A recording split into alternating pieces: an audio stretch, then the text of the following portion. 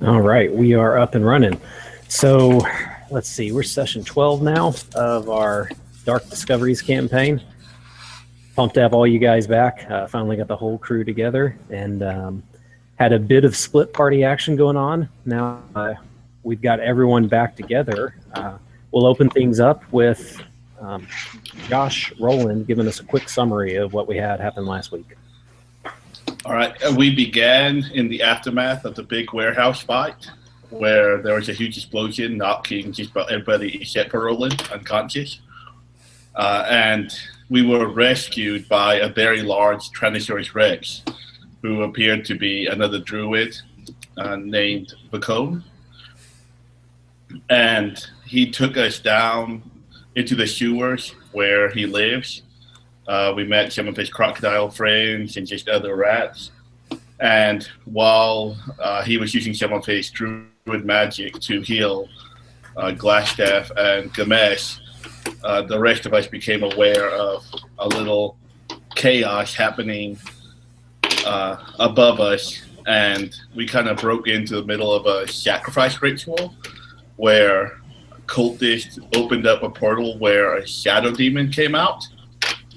And we did our best to defeat the shadow demon and close the portal. And then, very bruised and bloodied, we returned back to the sewers to heal up, hoping that, well, I was hoping that Glassstaff would be better, not so much Gamesh, but... Oh, man. Okay.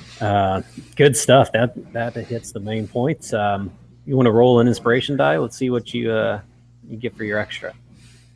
71. 71. So let's share this screen so you can see what we got. So 71, you get the Spirit Weapon card. So once you use this, it'll last until your next long rest, and you pick a weapon, and that weapon does an additional 1d4 damage until you roll a 1 or a 20. So you can imbue any weapon you'd like with that extra damage, and it could be yours or someone else's. All right. All right. So looks like we dropped a little bit with Ty. So I'm going to touch on some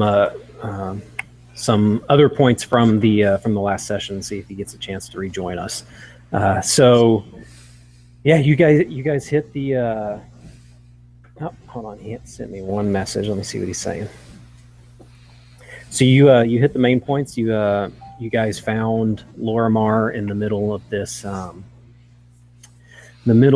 this ceremony or what have you, and the key points there. Remember, Lorimar, what happened to your sword in that encounter? Yeah. So this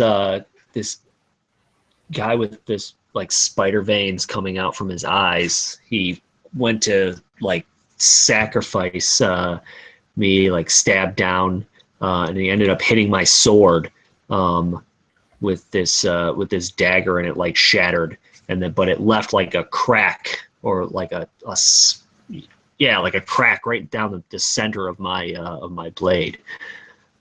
Yeah. And the result of that, if you guys remember, there was some creepy portal that opened up, and you guys stared inside it and had a interesting interaction with some altered voice in the portal, which who knows what that was. Now, I'm going to do something a little different this week in regards to the cold open. We're going to, hey, Ty, good to see you back, man. We're just getting into our cold open, so the scene is going to be dead black, just totally dark screen, and from total silence, we hear a scream, and we hear Lorimar's voice, just screaming, "No, Gamesh!" And then there's a swirling, like a twirling of air vortex type noise. And then it's replaced after a moment of silence. We hear just the general din of like a battlefield. You hear swords clashing together and grunts and the general sound you would hear on the battlefield. A moment of silence, and then we hear Lorimar scream out again, "Roland!" And then we hear just some scraping as if ropes were running across each other. And from this, Lorimar, we're going to have you be an actor in our cold open, okay? All right. The camera is eyes opening, the typical wake-up view. And as you open your eyes, you see a stream, a drop of blood running over your eyes. So you have to wipe them clean. And as you're clearing your vision, you see around you a array of corpses. You're laying on the ground, and you find that you're laying atop the body of a dragonborn. It's a dark skin blue dragonborn who's dressed in dark black armor, and you see directly what your face is lying on. In the middle of this black armor is an embossed version of a black spoked wheel. And pushing yourself up, as you would look around, you would notice lying next to you and this dragonborn are 3 to 4 dead orc corpses, and spanning the width of this open field that you're laying in, you see dozens and dozens of corpses lying. You can see off in the distance, there's a couple moving figures several hundred meters away, and the battlefield itself is ringed with mist and fog. The sky itself is a dark gray, almost black. Yeah, what would you like to do? I would search the battlefield to see that if I see any of my friends. Good. Yeah. No. You as you try and get up and get to your feet, you notice that your ankle is too sore to walk on. It looks like your actual foot has been crushed from something. So you find that you're barely able to even hobble up on one leg. Now, as you crawl across the battlefield, attempting to recognize these corpses, you just see unknown dragonborn and orc with this black wheel emblazoned all over themselves. And you notice that a lot of them have scorches along their armor or their face or their skin. And you notice as you're moving that a pile off to your left, this is what catches your attention, is faintly glowing in a blue fire. Now, what catches your eyes is beyond the reflection of this blue fire, you see through the haze a shadowy outline of a figure. And this figure is maybe 100 meters in the distance. And as if this figure notices you, you notice that it turns and it begins progressing towards you. And instead of the slow, steady advance, you realize that the figure seems to jump like a cut in the film. It's a progressing, and then it appears to be 20 meters closer, and then 20 meters closer. And what we realize is that this is not one figure, but there are actually two on either side as well. And what you see as the mist finally clears, you see the face of a very pale-skinned, deadly-looking female with tight braids on her head, piercings along her eyes, and a series of black tattoos on her face. Very familiar, shadowy female from earlier. And she approaches and just looks directly down at you. And then you wake up. Now, this is where we're going to get everyone back into the party. That was in semblance of our cold open. So, Lorimar, you notice that you've been dozing off. You guys made it back to Vacone's chamber. Everyone is trying to eat up and rest up from the rest you haven't had for so long. You fell asleep while everyone was talking to each other. And coming back to you, you realize you're in the sewer dwelling of Vacone. You get that waft of floral smell. You look overhead and you see that the flowers hanging from the roof are still glowing and illuminating the chamber. And you notice that Vacone is now kneeling, still wearily exhausted, with blood dripping down his forehead still, holding his hands over glass staff.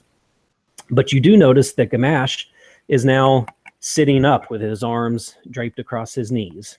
And I will, for you guys, the other ones, you've managed to be in this chamber for about 20 minutes, a half hour or so. And Gamash has now just awoken and is starting to speak. And we'll leave this open for everyone to role play.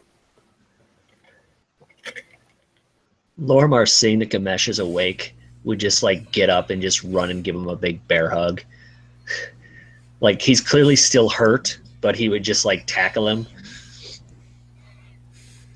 I imagine it's like something out of a movie. Like, you hit him from the side like a linebacker, and he just goes like scuttling across the floor from the hit.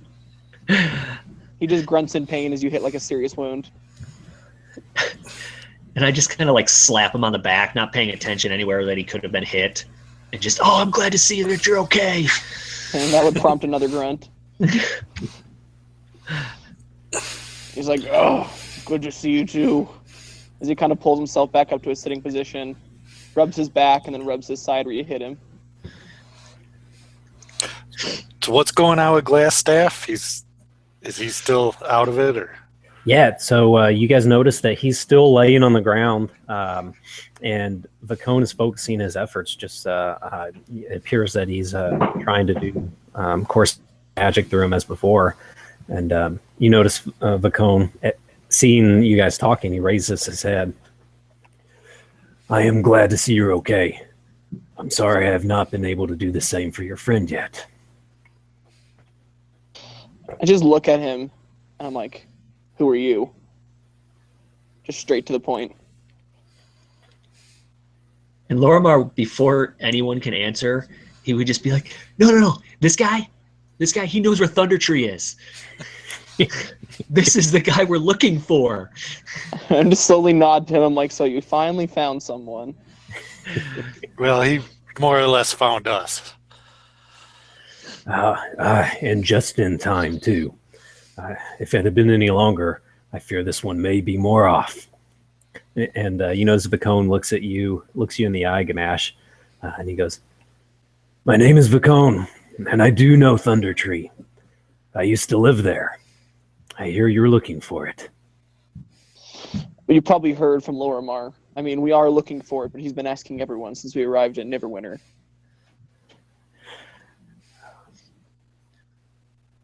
So, like, Lorimar would nod at Vacone and look down at Glassstaff. Is he going to pull through? I am trying my best. I am tired and I am taxed, but if I focus, I do believe we can work on this. Unfortunately, he took much more damage than your friend, so I cannot say when. And you notice that a squirrel actually runs up and is kind of crawling up Vacone's back. And he goes up onto Vacone's shoulder and is just carrying this small little vial of liquid. You see Vacone reach from it and take it, and then he pours this into Glassstaff's mouth.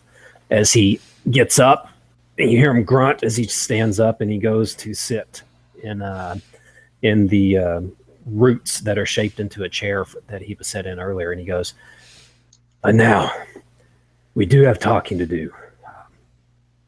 I can direct you to Thundertree, but what is it you need else of me?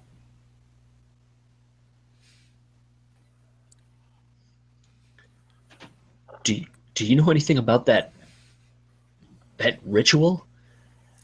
I do not. Why they were trying to sacrifice me? I was hoping you would. Gamash would look critically at Lorimar when he says sacrifice me. And be like, what is this nonsense? This guy had me, I guess, kidnapped me from the warehouse, had me on this sacrificial altar, and if it wasn't for Roland and Thor here, and Vacone, you as well. Yeah, it's hard to believe somebody actually wanted Lorimar. And I almost imagine at this point you're getting like what's it called? Uncomfortably close to Gamash again. So he very poignantly puts his shield between the two of you and then slides a bit over. He's like, yeah, I mean, we love Lorimar. And he kind of like rolls his eyes and like kind of scoots. All right. So with this, Vacone. Yeah. You know the way to Thundertree, but can you get us out of the city without being noticed? Yes, I can. I can lead you to the port south of the city. You can follow the beach from there. With this guy tagging along, and he points to Gamesh, it's probably best if we keep a low profile leaving the city. And that would prompt another grunt. Roland has been surrounded by library books, just trying to get as much knowledge as possible. And you see him carrying a big crocodile. They're like, guys, I found a new party member to replace Gamesh. And he'll see Gamesh up and like try to hide this crocodile behind his back and just lay it down. Good to see you, friend. Gamash just shakes his head and says, good to see you too. And he just like rolls his eyes at him. Roland will awkwardly use Druidcraft to see what the weather will be like tomorrow. So you actually, thank you. You feel that a cold front is actually sweeping in from the coastline, about to take over the entire city. So it's going to be bitterly chilly tomorrow. I feel like at this point, Gamash has also memorized all the actions to this. So he's like, without him noticing, copying him, like a child would do to an adult. I love it. All right. So when you do this Druidcraft, you notice that Vacone has been sitting, kind of slouching down. You notice he raises his head slightly. He looks over at you, and as he catches your eye, you know that he's honed in on you using your Druid energy, and he just gives you like a respectful nod, and he chimes in. He goes, "Well, my friends, I do need some rest. It has been quite a long night for each one of us. You know, there's food here. There's room to sleep along the wall. It was like, let us all regain our energy tonight, and we'll discuss our plans tomorrow." And unless you guys have anything for him, he's going to kind of just hunker off in a corner and try and catch up some rest. You would see Lorimar. He would go off as well to get some rest, but he would clearly be troubled. I'm very nervous about going back to sleep, particularly after this last dream that I had, and it felt more than just a dream. All right, you guys got anything else you'd like to do before hunkering down for the night? Jason Derulo starts to sing in the background. It was only just a dream. Oh man! All right, all your rolls for the rest of the encounter are at disadvantage. Wouldn't have it any other way. Okay. Yeah, so you guys can make your way where you will. If you want to eat some more of the rations, you can. And we'll assume that everyone hunkers down for the evening. Now, as you guys are drifting off, maybe you've been asleep for about an hour and a half, 2 hours or so. Lorimar, you, in the haze of your sleep, you hear this scream. It's your own voice, and it screams, "Gamash!" And then you hear a swirling of this vortex and wind. And then you hear, again, din of war, and you scream out, "Roland, no!" Your eyes open as a stream of blood drips across. And as you clear your vision, you find yourself again laying on this field of battle You look down, there's a dragonborn with a black will emblem. His face is scorched from fire, and you push yourself up, you find yourself in the same position. You see a shadowy figure off in the distance.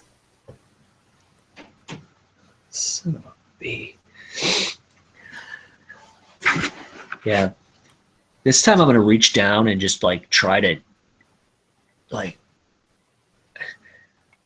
heal my ankle to try to stand and face this woman.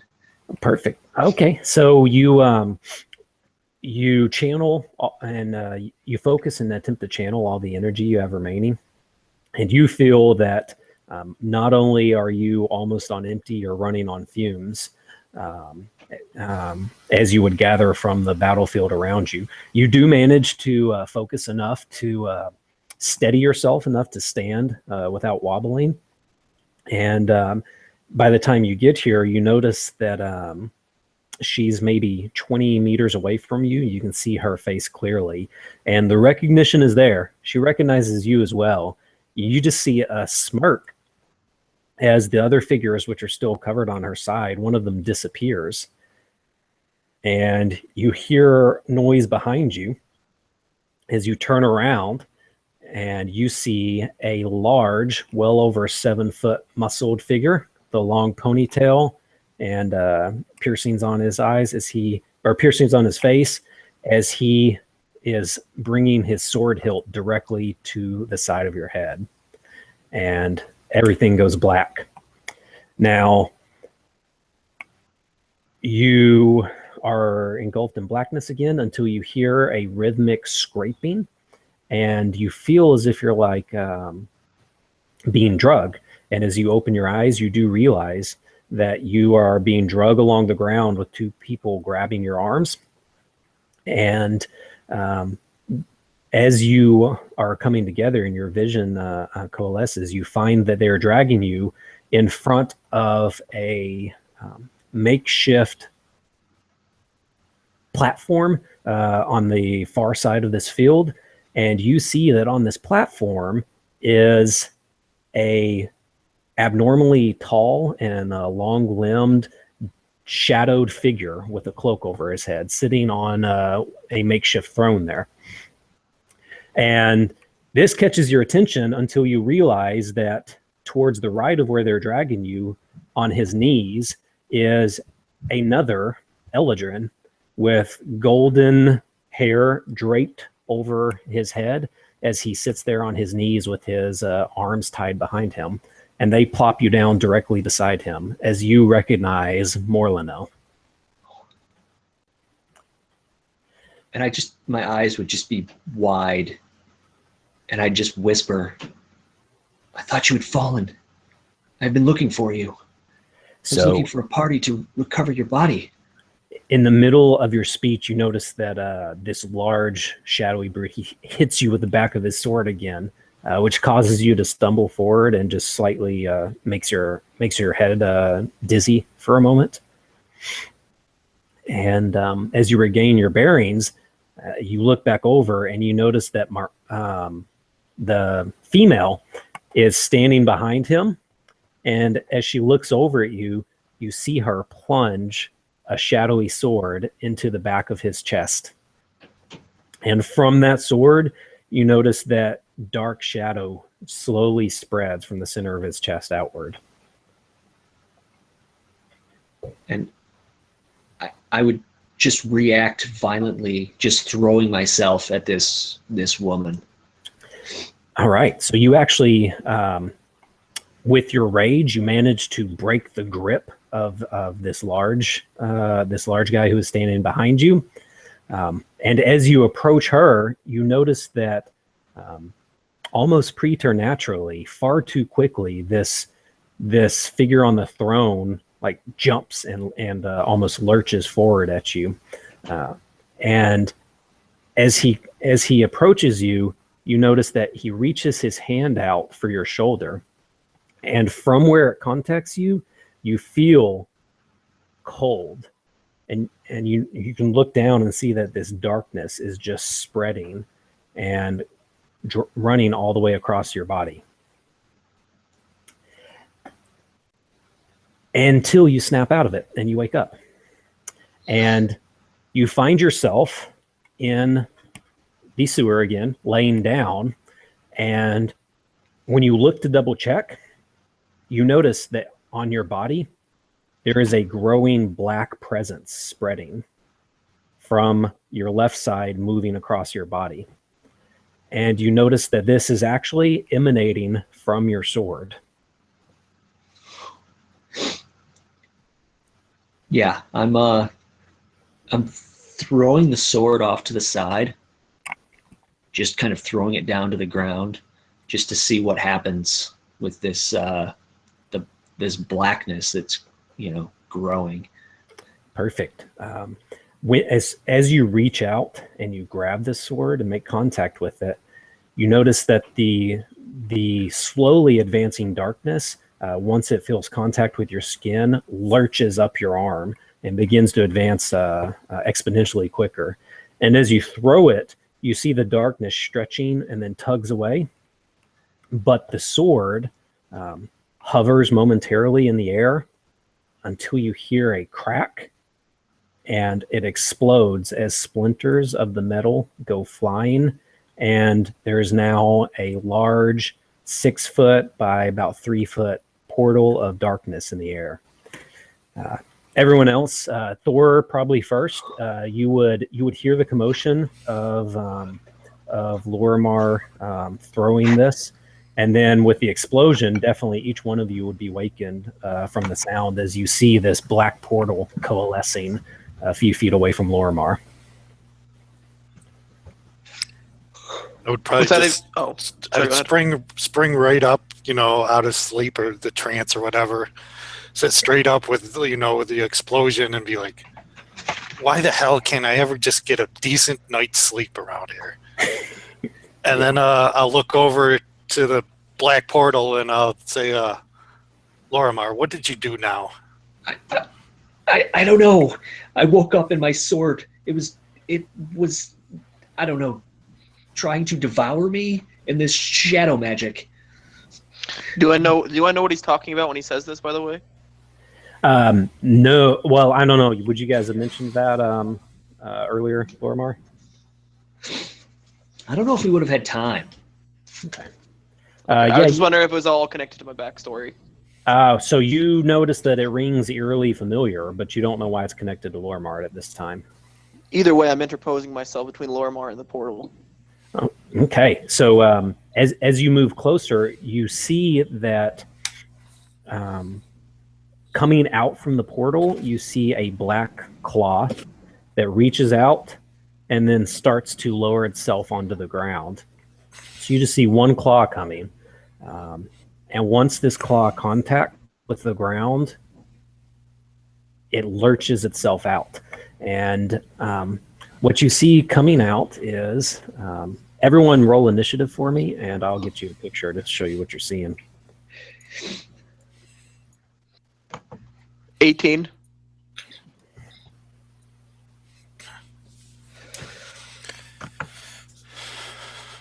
12. All right.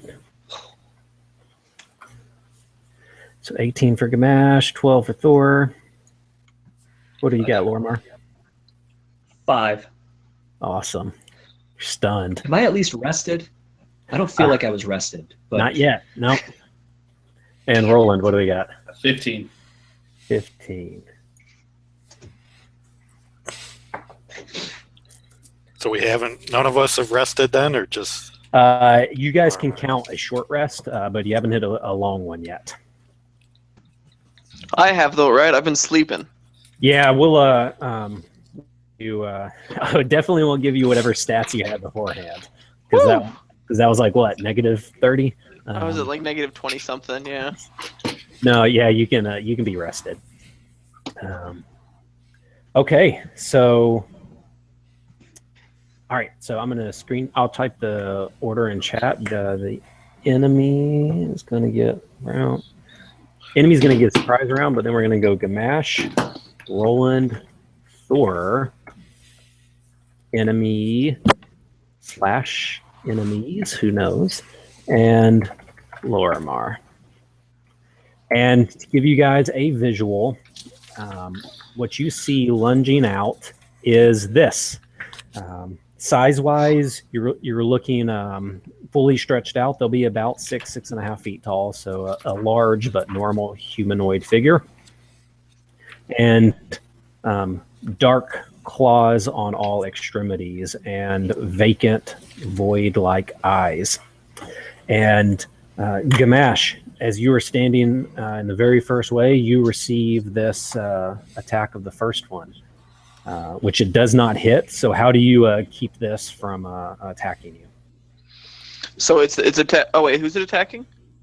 Gamash, because you interposed yourself. Yeah, so it attacked. It probably brings up a hand and swings at me, and I just calmly remember just the time Lestray would use these kind of feint attacks at me, and that's what it's doing. So the one hand sweeps past me, I just raise another hand and catch the opposite side that it was actually attacking with. Nice. Well, actually, I'll let you get an attack in with that, too. Okay. Okay, 17. That'll hit. So I don't have my flail out. I just ran over here. I probably left it on the ground behind me. And I sprint over here, and I catch this one fist. And what I do is I bring up my fist into his chin. And I'm going to hit it for 5 points of damage. Perfect. So you managed to knock it back on its feet and halt its advance, too. Do you know what? Let's Falcon Punch this thing, actually. I'm going to add 2d8 to it for Divine Smite. And so it'll be 5 plus... Ooh, cool, nice. 5 plus 10, so 15 total. All right. So you actually managed to... you knock this guy so hard as your radiant energy funnels through it that it goes flying backwards and back into the portal. And so you guys are standing there for a brief moment when another launches out. It will miss you, followed very quickly by 2 more. And so one of them will... So 2 of them miss you, and one of the last one hits you, Gamash. So how are you knocking off the first 2? Kind of raise a hand, typical brawler fashion, and catch its fist on my wrist. And then the other one I kind of just duck under, but the other fist came around and kind of clocked me in the side of the head, causing me to stagger. Yeah, and you're going to take 6 slashing damage. And Roland, so you see that Gamash just slammed one of these into the portal when 3 more rapidly jumped out as he deflected 2 to the sides. Yeah, you can tell Roland, instead of sleeping, he's still been in the scroll room, just reading all these druidic books, and you'll hear him kind of groan, saying, "Gamash, you've been awake for an hour, and you're already creating trans-dimensional portals." And he'll begin running toward the portal.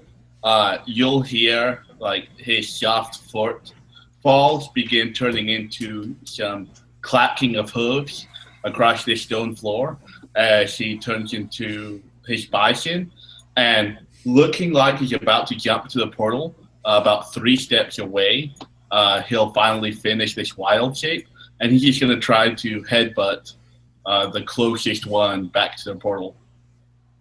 Nice, yeah, roll for it. 12 plus 4. Wait, 5, so 17. That'll hit. All right. So that's going to be 11 damage. All right. And yeah, if shoving doesn't do enough, then it has to make a strength save. Yeah, so you managed to send that one flying back into the portal as well. Yeah, and I'll end up just kind of growling at any others that dare to come out, kind of feigning headbutts to try to keep them in the portal. Yeah, so right after you've done this, you hear a singeing and a whistle as a glowing green orb goes flying by you and impacts one of the 2 remaining directly in the chest, and the shadow just disintegrates and its form disappears. And you see that Vacone is striding forward, and he has a whip on his side that he swings around, which wraps the other one around the throat. And you notice that he pulls it towards him and throws this one back into the portal. And so we're going to be out of combat for a moment if you guys need to say or do anything. You guys notice that Vacone, he still looks exhausted and worn, but he's very focused. He goes to this portal, and you notice he puts his hands around it. And Lorimar and Roland both particular, you can feel like an arcane energy pulsing from his hands at this portal. Lorimar would just kind of look down just now, having a chance to, see what's going on, to see if any of the shadow stuff is, if it's still on him or if it's subsided at all. Yeah, so as soon as you threw the sword away, it all got away from you. Right. And then I'd start, are there any pieces of my sword at all? So yeah, you can see that it basically broke into 4 long pieces. So like 4 quarters, and splitting from that crack in the middle. You see them spread all across the room. I'm not touching them for right now. Now, can you close that hole? As you're mumbling this, you hear a rumbling, and you see that from this portal, you can't see through it because of Vacone's standing in front of it, and he's blocking your view right now, until you hear this rumbling rise to a crescendo, and you hear this swirling vortex noise, this whirling of air, and then you hear a soft kind of wet rush as you see a tip appear from the back of a cone. You see a small circle appear, and you see it progressively grow bigger as you realize there is a black cylindrical form progressively coming through the center of his body. And you notice his hands drop to the side as he's being carried back on this long black projectile. And this projectile, as it emerges from the portal, you notice the portal is growing and stretching in size as it's connected to an arm, and you see a muscled deep black arm emerging, which leads to an armored shoulder. And as you watch this progress, you see this emerging from the portal itself. I know that piece of crap. Standing in front of you with the cone resting on the end of one of its arms. Gamesh grunts you. And do I know whether or not we can take this thing? You remember that it didn't seem very likely the last time you met one. Does Vacone look dead, or? You notice right now, like he's slightly moving his arms up, so he's still moving. Okay. So Did what I want to attack Vacone? Yeah, So I have Sentinel, so as a reaction, I could try to attack it. absolutely. Go for it.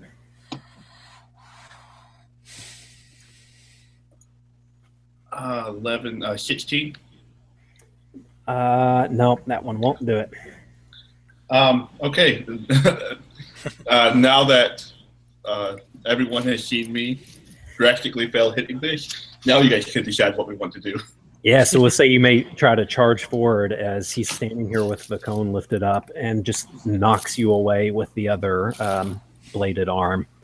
And as he knocks Roland away, he hears Gamesh say this, and the head turns towards you, and these eyes make contact with you, Gamesh, and you know that there's recognition there. And knowing how hopelessly outmatched we are, especially with Vacone, like on the end of a blade, I look up at this creature and I say, "You will not take another one away from me." And I'm going to charge him and tackle him back through the portal. Okay. Give me a strength check.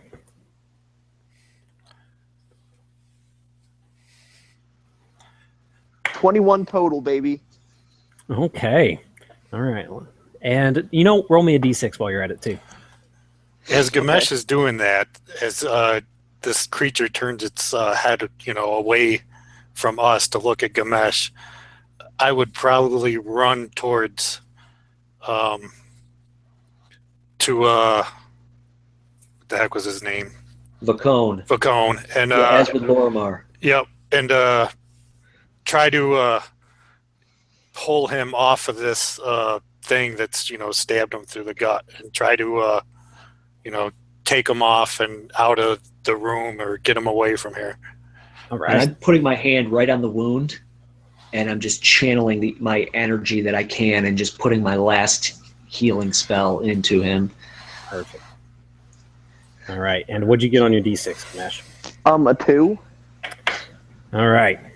So, your strength check is enough you don't want this guy flying, but you're definitely driving his feet backwards. As you run up and attempt to tackle him, you duck the arm that he swings to attempt to knock you off.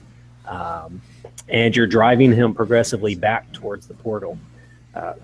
Thor and Lorimar, as you move towards Vacone's body, you recognize that as you're approaching, his back is growing fur. And you notice that his shape is growing as well.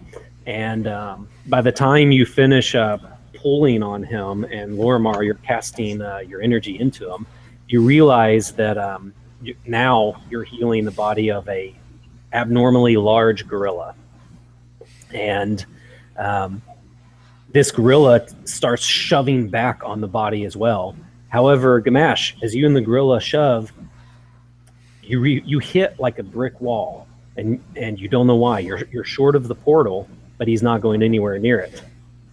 And Roland, from the side, you would realize that that's because, from your viewpoint, another one of these is stepping out of the portal.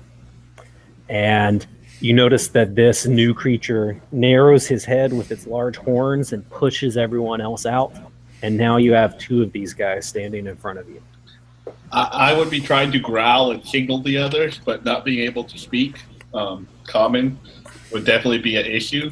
Hopefully, I'd be able to warn the code through speaking Bisonic. I don't know what language I should speak. But Yeah. hopefully, Vacone would be able to understand me, that I see another one, and relate it to the others. So he can cue in on your beast speech.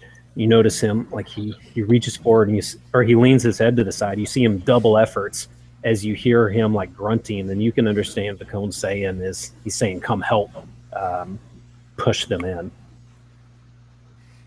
And okay, so I want Thor. You would make sense. Roland and Gamash. Each one of you roll me a perception check. Good thing these are my crappiest rolls. Yeah. Oh man. A 1. That's 11. All right. Oh, well, okay, that's actually not that bad. How about 14? Be a Okay. 5 altogether.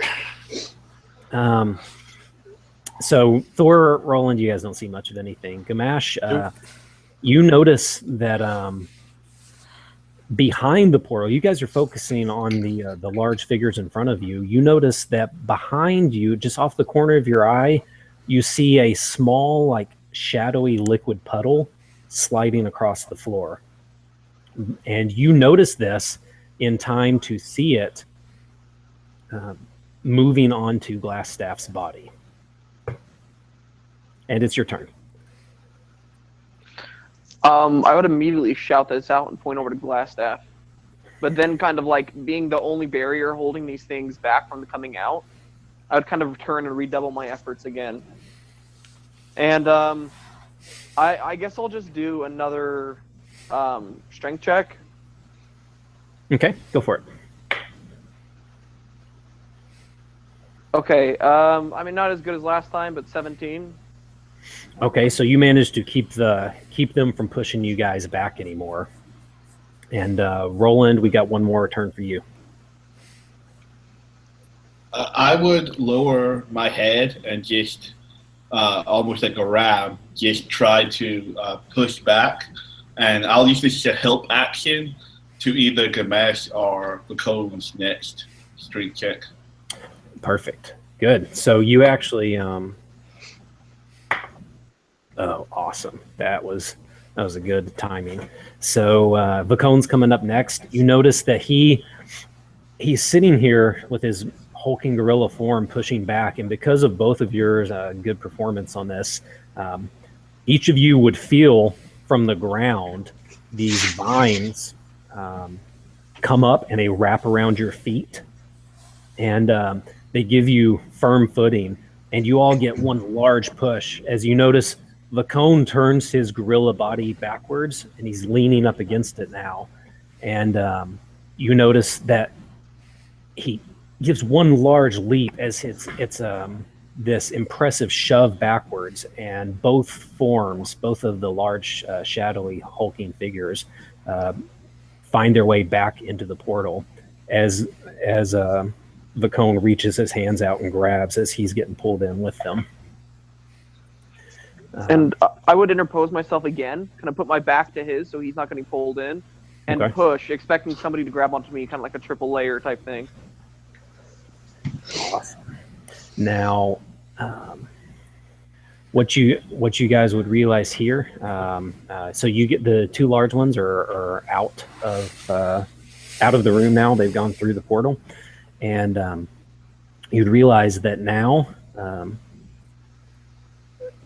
Glassstaff's body is up, and he's walking, and he's moving towards you guys. However, you would notice that his face, hovering around his face, is like a wispy, blowing black veil masking his features, and he's steadily approaching towards you.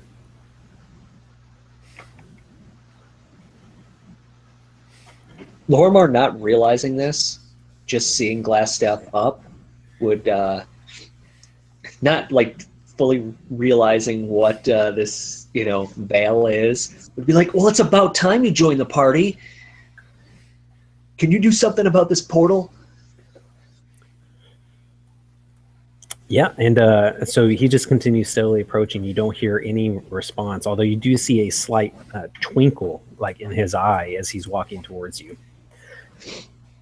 And he manages to close on everyone. Vacone and Gamash, you guys actually are not feeling any resistance. Anyone trying to muscle their way back through the portal. So we'll be out of combat actions right now.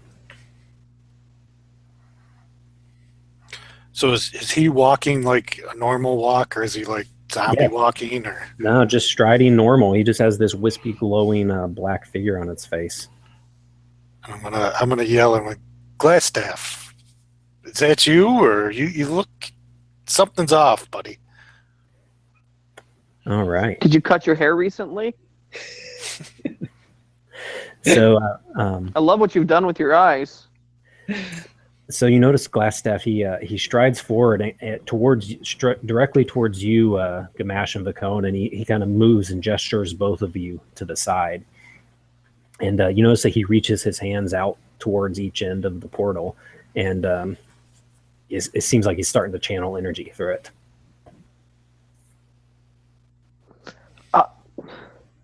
I think Gamash, would Gamash know like what this strange veil thing is?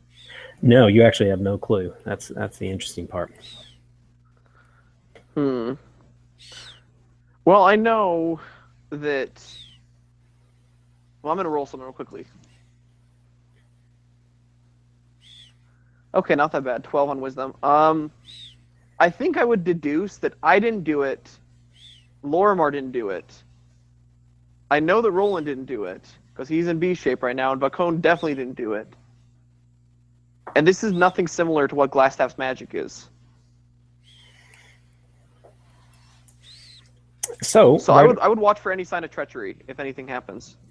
Yeah, as you're mulling this over, you notice Glassstaff is actually managing to shrink the portal, and until you notice that again, one of these black claws thrusts out and he ducks his head to the side as it flies past his head. But you notice several of these claws start appearing on all sides of the portal, and they begin stretching it open. And you notice others are starting to emerge, and they're scratching at Glassstaff's face and lunging at him. As you notice he looks back, and this wisping black mask connects eyes with you, Gamash, and you see him struggling and trying to pull on the edges of the portal. And you notice the Vacone, he steps in and he reaches in as well.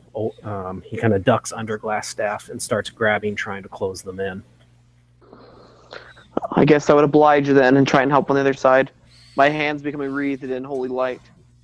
Nice. And yeah, anyone of you others got anything going on? Thor would probably just shoot a short bow arrow through the portal, just dead middle, see if he could hit anything.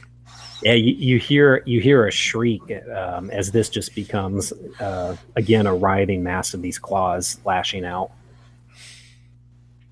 and so you guys notice that despite all of your three concerted efforts, this thing continues to grow and grow, and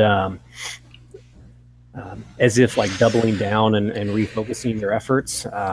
You notice the spread slows down until all of a sudden, as you're starting to halt the spread of the portal, Gamash, you see the tip of a staff emerge from the middle of this portal, and you notice that it touches Vacone, who falls immediately to the ground. And with this, Glassstaff sees it. He turns towards the side and just wraps his arms around Gamash's body as these clawing hands grab Glassstaff's body and pull you both into the portal. Roll me a d6 and a strength check, Gamash. Strength check, I got a 16. As for the D6, I got a 5. All right. You're going to get to give one sentence before you get pulled into this portal, Gamash. I don't think Gamash would say anything. Instead, he kind of takes this... What do you do? He kind of looks at them and says, "I'll be back." I'm just kidding. He says, "Don't worry about me." And with a last glance towards the portal, I'm just gonna try and unleash all my divine power and supernova this thing as I got pulled through. Okay. All right. Yeah, so you guys see that Vacone drops like a sack of potatoes.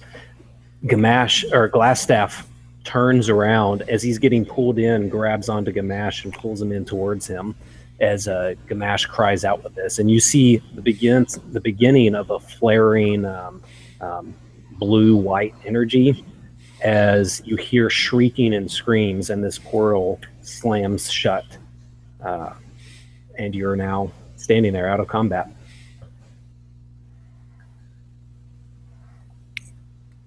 So I'll go over to Vacone and see if he's still alive. Yeah, so you notice that he has a very very weak, thready pulse that is quickly fading. I'll give him some of these roots I have in a bag that I stole from him earlier. So you attempt to give him these roots, but as you're looking closer, you notice exactly where he was touched by this staff is spreading with a black web-like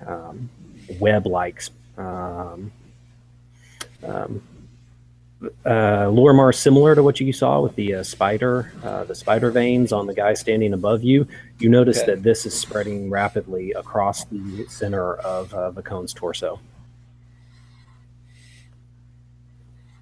Lorimar not being able to help at all because he's completely tapped. He would just kind of step back and look around to see is there anything that he can, if there's any of those potions or anything like that the squirrel brought that he can maybe help him with. So you notice that as Vacone is laying there, he's trying to say something, and he actually motions towards you, Roland. And as he's trying to speak, he coughs, and black, what looks like black blood is spurting out of his mouth. And you notice that he's reaching under his tunic, and he pulls out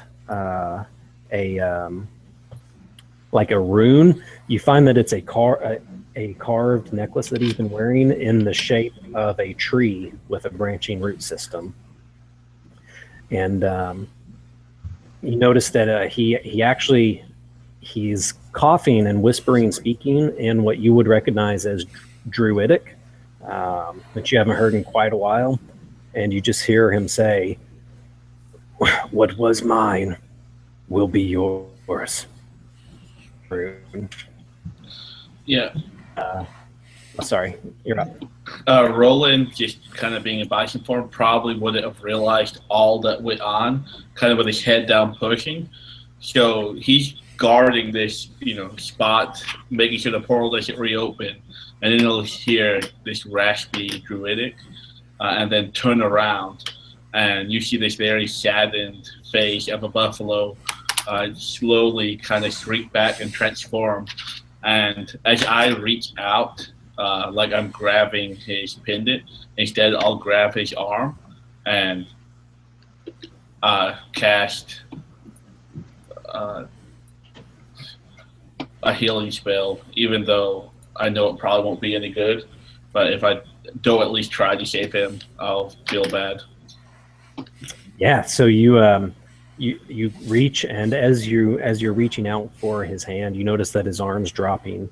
You grab it and attempt to course your energy through there as you feel that as you're grabbing, you can visually see this black advancing throughout the workings of his veins up his arm, and you notice that it's just turning cold and clammy to the touch. And that's going to be a good spot. We're going to take a quick 5-minute break. Mic drop, boys. Well, Roland is now the most powerful druid in the sewers, you say? That's quite the promotion.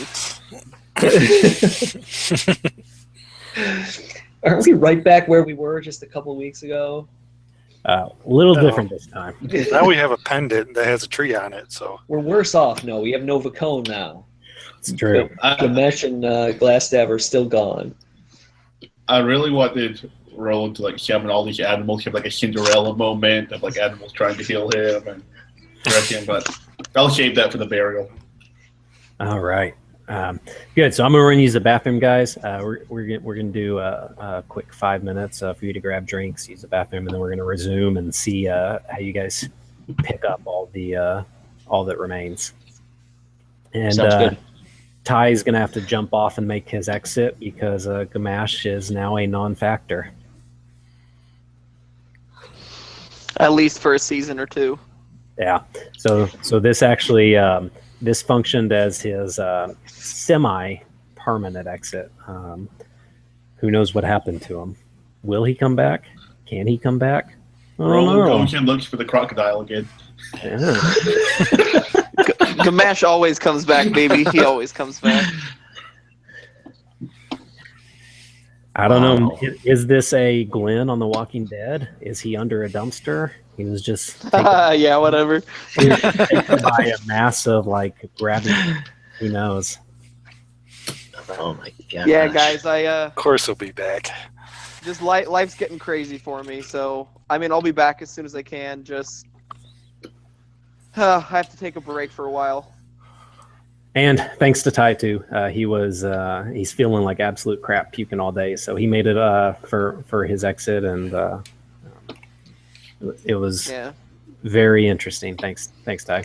You guys are all great. I'm gonna miss y'all until I come back though. Yeah. So You better come back. Thanks, Ty. It's been great. no problem, dude. I really want to. It's Yeah, we like understand. I was telling, huh? I said we understand it. You know, you got engaged and stuff, and school and everything. I was telling Dave that like this campaign is like it's like the first one I've played in online, and like you guys are a great group. So I want to make sure that I come back. So yep, thanks for everything, guys. You guys are awesome. All right, Ty, man, you get better, man. Yep. Feel better, man. Thanks. See you. Ciao, amigos. Later.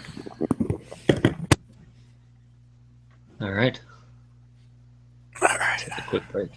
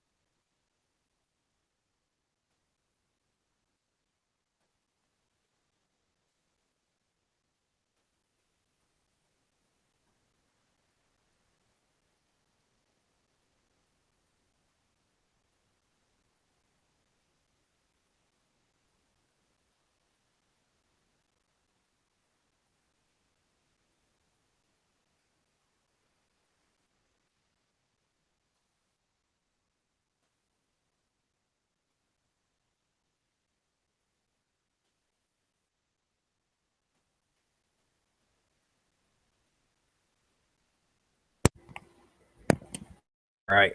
So, yeah, Roland, you found a ton of like druid books and magic books while you're there. So that'll definitely play in what we talked to in that downtime stuff that I was mentioning. Well, that was crazy. Yeah, that one's been building for a while. Now it makes sense for when I messaged you that earlier, right? It does.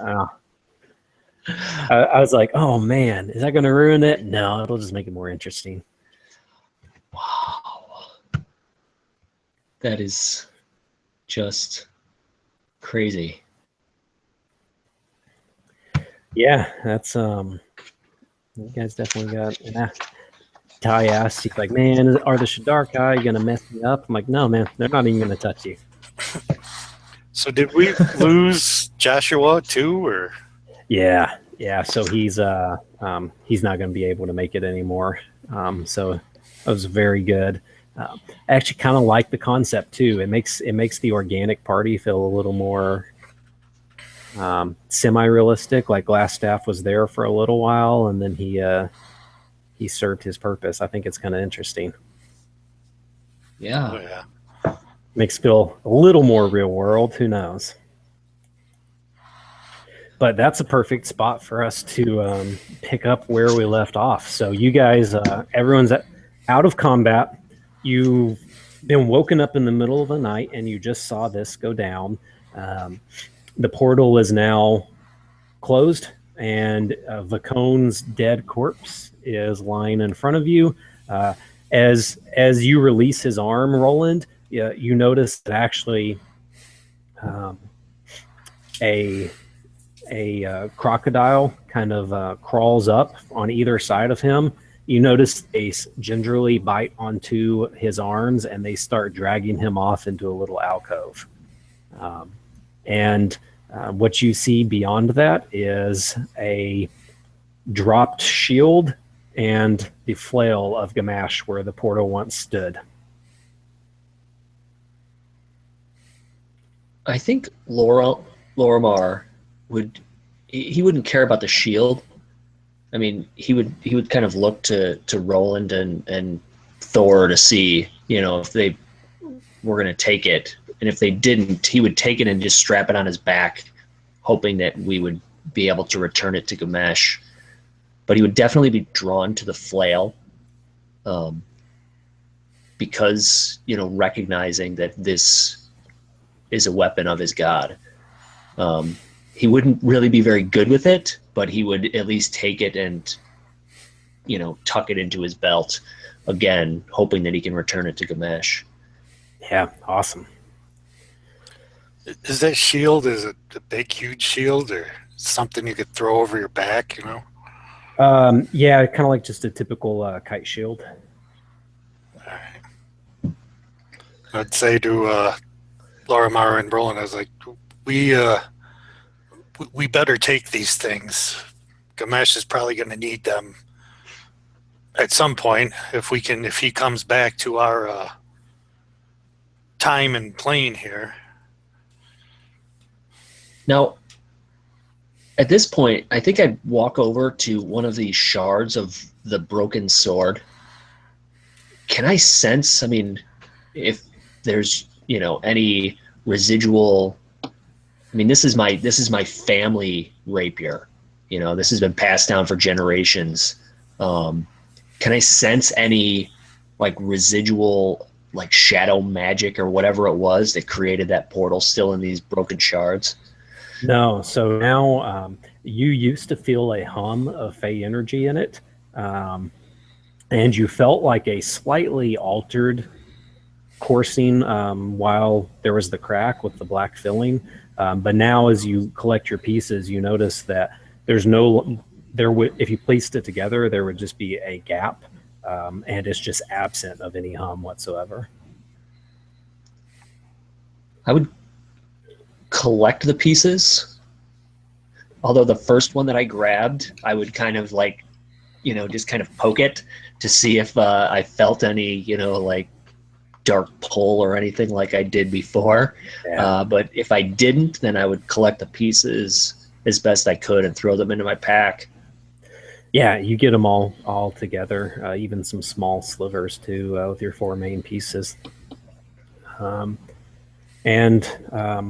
Roland, you in your reading and with what in the brief downtime Vacone spoke to you, you would notice that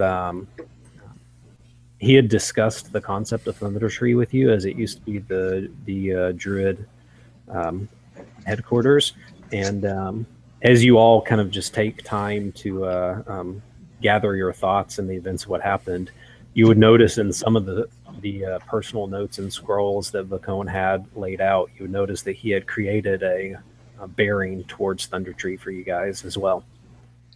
Yeah, Roland, before he spoke to Lorimar and Thor, he would do some much needed grief counseling with the various squirrels and crocodiles, making sure that they're okay about overcoming Vacone's death.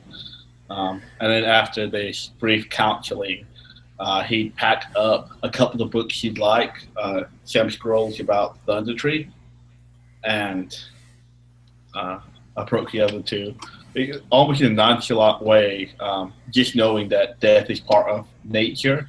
While everybody else is grieving, they'll just walk up to you. All right, what now?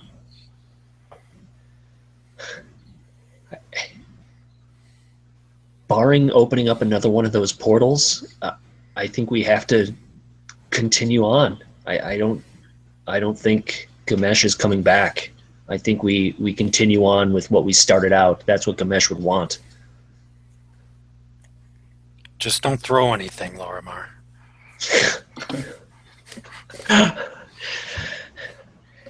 I think we'll be all right.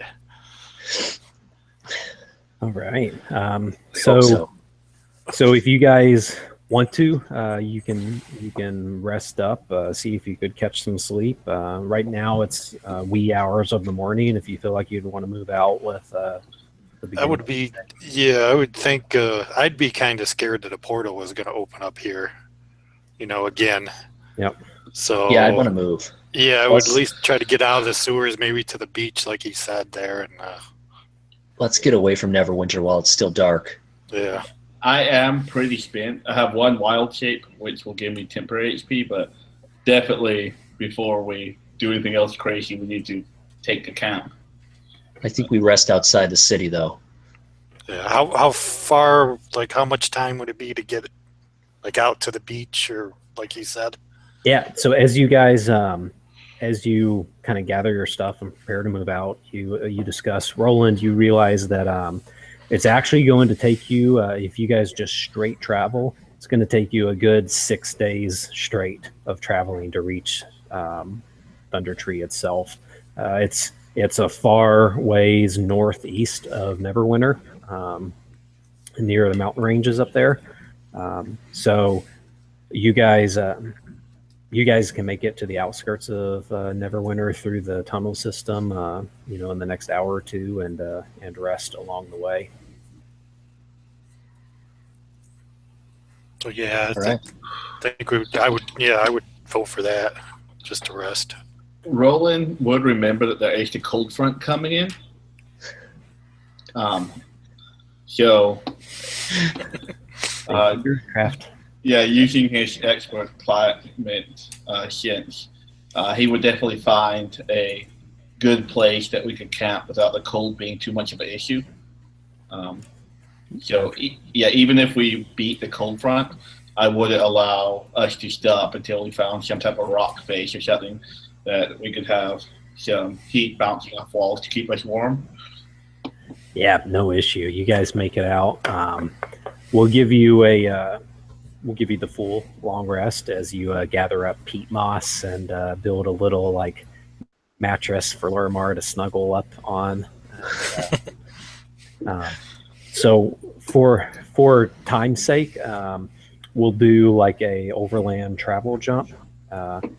Over the next several days, you each find your own individual ways to deal with last night's events, and you guys are more than free to hit any sort of specific role playing or discussion events along the way if you'd like, or we can just go straight to the action. Lorimar Go ahead. would be hesitant the first time that he takes his rest, expecting some type of edge of tomorrow situation where he relives this battle scene, but the first time that it doesn't happen, I think he'd get more and more comfortable, and then he would start to, as he's resting, you just hear him talking to himself, but he's really talking to Corland, just trying to commune with his god to find out what happened to Gamesh. But he knows that he's not strong enough yet in his faith that he gets any answer. Thanks. You guys are level 5 now too. So you can run those updated ones. So you don't feel the first night you leave perfect, no dream disruption, and you continue channeling in those efforts. Did you have something you wanted, Roland? Yeah, even though it's only supposed to be a 5 or 6 day journey, it'll take closer to 7 or 8 because now that Roland has returned to the forest, he would, instead of taking main roads, continue through different forest paths, visiting different types of animals instead of going the straight way. Yeah, and it's interesting too because you guys travel maybe 5 days, and you estimate you're still a fair distance off, and we'll say Thor actually notices that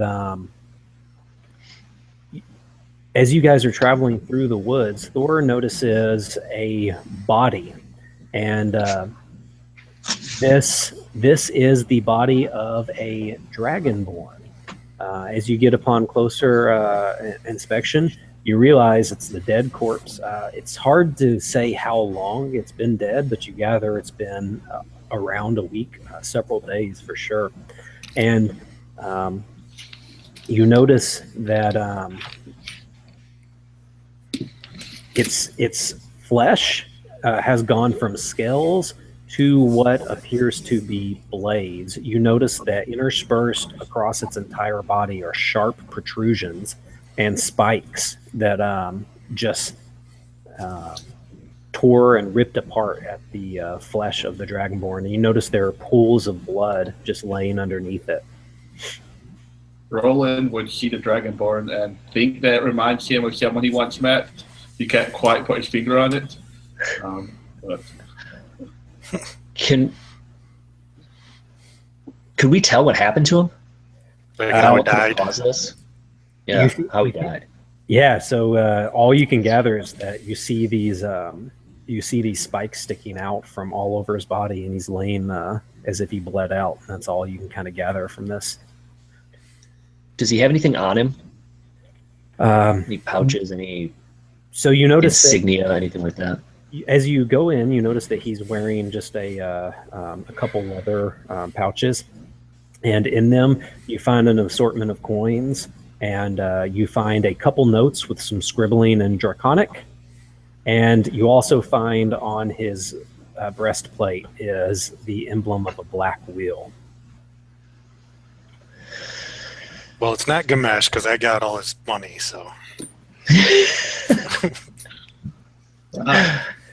Roland would take some time to commune with nature, see if there's any local animals that may have seen whatever happened here, or be aware of a battle, or if this guy just kind of collapsed here trying to run away. Yeah, so if you takes a while for you to find animals as they seem to have spread away from the body. You notice none of them will actually go towards it, just because they sense that something's unnatural about the body. But you do, after a time, you manage to find some woodland creatures that just say they noticed that he was stumbling through the woods and collapsed in this very spot. I'll thank them with the rations I grabbed from Kabesh's pack. Nice. They chow down and run away.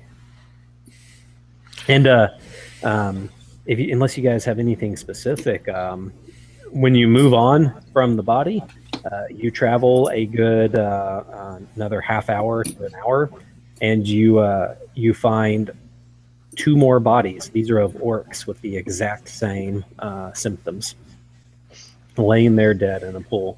You find nothing of note on them. They have more crude armor and terrible swords with no money or specific belongings. Could we tell like which way they were, like all the orcs and the dragonborn, which way they were coming, like which way they were facing when they fell they or whatever? They were all facing the direction you're coming from, so towards the southwest direction, which is just the closest of all the cities in the area.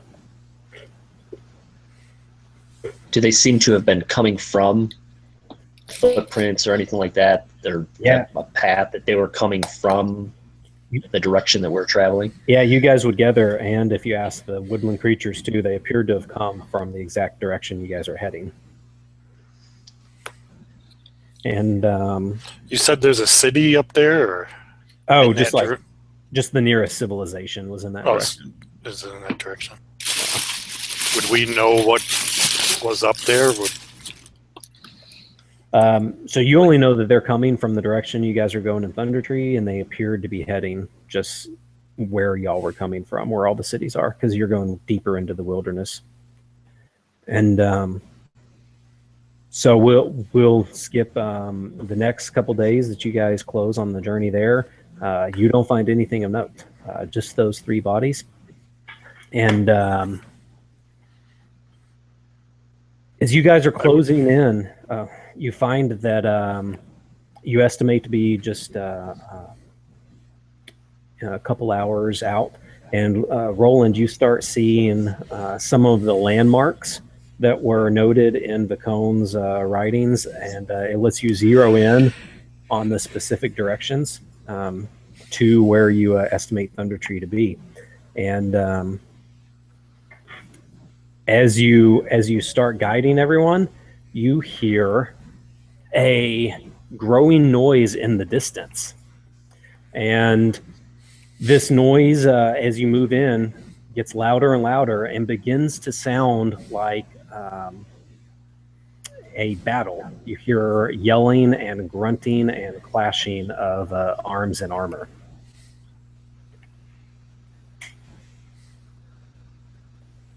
Lorimar would kind of look to the other 2 and then just start, heading off in that direction, trying to be as stealthy as he can And, in honor of Thor. And I would immediately run and catch up to him because I'm way faster than him, and just grab him by the shoulder and tell him to slow down, and then just go ahead of him, trying to be even more stealthier. All right. And I forgot to mention, the past couple of days you guys were moving. This cold front is taking charge, and today you actually noticed that I'm sure Roland has continued his druidcraft, and he accurately predicted the downfall of light snowflakes on each of your shoulders as you're trudging through this wooded terrain. Thor, since you're kind of taking the lead, you guys notice you're rising up a gradual hill, and as you are expecting the end of this wood line at the top of the hill, you hear just this rising. It's a raging battle in front of you, and you see the edge of the wood line and the crest in front of you. If you guys want to do anything, just go real stealthy and come up to the edge of the trees there, and try to look out onto this battlefield. Yeah, so you have no problem doing stealth, because you hear just several hundred meters in front of you is an ongoing battle. So even Lorimar can sneak up to the edge, and you see, as you crest from the edge of the wood line, you notice maybe a 40-meter descent or so is a wide open plain, and this is where the noise is coming from. And you notice that there are dozens upon dozens of dead bodies littering the field, as you see Dragonborn and Orc waging battle against other orcs. You notice that orcs are fighting orcs, and you find orcs fighting Dragonborn. But what catches your eye most of all is there's this wide open field which abuts to a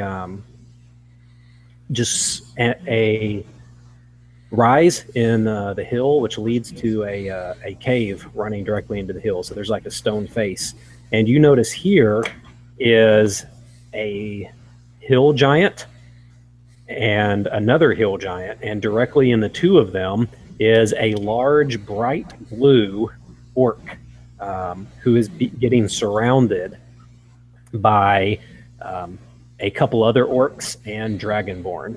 So you notice that this large blue orc had been calling out and echoing orders, and these orc and Dragonborn begin to surround him, and you notice that he swings this greatsword taking out several of the orc around him.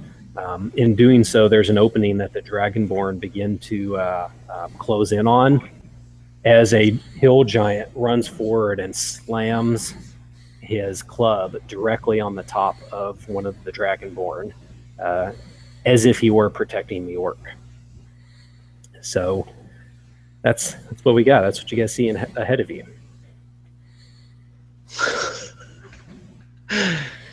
Lorimar stands up and turns around and walks away. No. Can we, I mean, do we recognize these Dragonborn as the ones that we have been fighting all along that belong to the wagon wheel, whatever that association is? So you do realize that it's all blue Dragonborn of varying shades, as you have noticed. And the orcs themselves are all of a, so they're split. You notice the ones that, from a quick assessment, that appear to be fighting with the Dragonborn are of a dark skinned. Some of them are a deep blue as well. But it appears that the ones who are actively fighting the orc and the Dragonborn themselves are of a lighter, almost a green skin variety.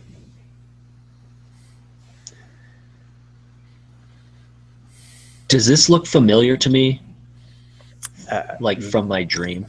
No, not at all. Okay. All right. But you may Well, think then. it was, which might confuse you a bit. It would. It makes me very hesitant. Oh. I'd look over at the other two. Roland just knows that we're supposed to get to Thundertree, so he'll just kind of shrug. This is our battle, and begin trying to recenter himself to the direction Thundertree would be. Yeah, I'll say the same thing. I'll say this is too big for a party of 3 adventurers. This Roland, is there another way around here? So Roland, you actually realize that you believe the, as you reconsult your notes, you believe that the cave face of which they're are by right now is where you guys are attempting to head. It matches up with the landmarks. And it appears that the green-skinned orcs and the giants, that's where they are trying to move towards as well. Yeah, I would look out on the battlefield at these dozens of Dragonborn and orcs and say, we can't take this many, but perhaps we can take out those few and point towards the cave face.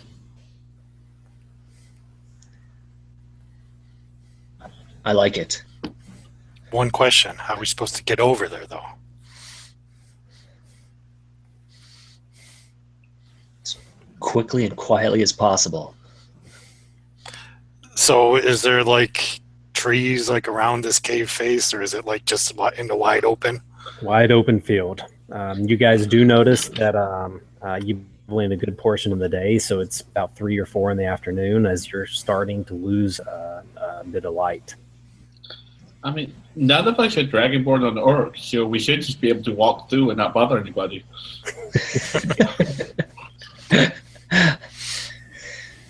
All right.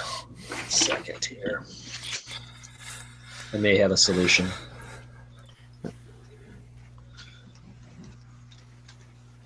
Is there All is there some like dead orcs around us? No, you guys still are above the battlefield right now. How wide is this battlefield? At least a quarter mile across. Never mind. So just a large field opening. And as you guys stand there and you're starting to attempt to build your plan, you do notice that these numbers are rapidly dwindling as the hill giants are doing a significant amount of damage to the Dragonborn forces. You notice that they're rapidly dwindling numbers. And the large blue orc, which is the only other standout you've noticed at this time, has cut down the orcs which are surrounding him, and now he's facing off solely against 2 of the large Dragonborn. Would I know? Roland, Yes. can you wild shape into something small enough to get across that battlefield unseen? And Roland would just laugh, trying to think about all the things you could wild shape into.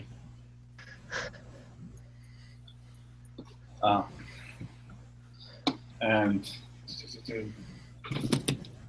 what do I want to? Because I can get the two of us across unseen.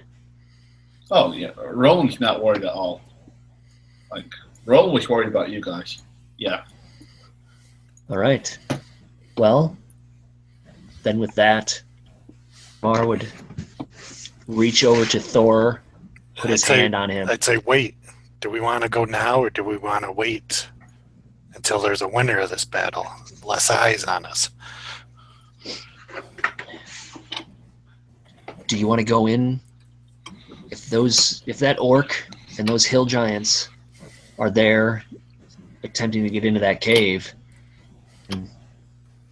and fight them for it, or go in before them?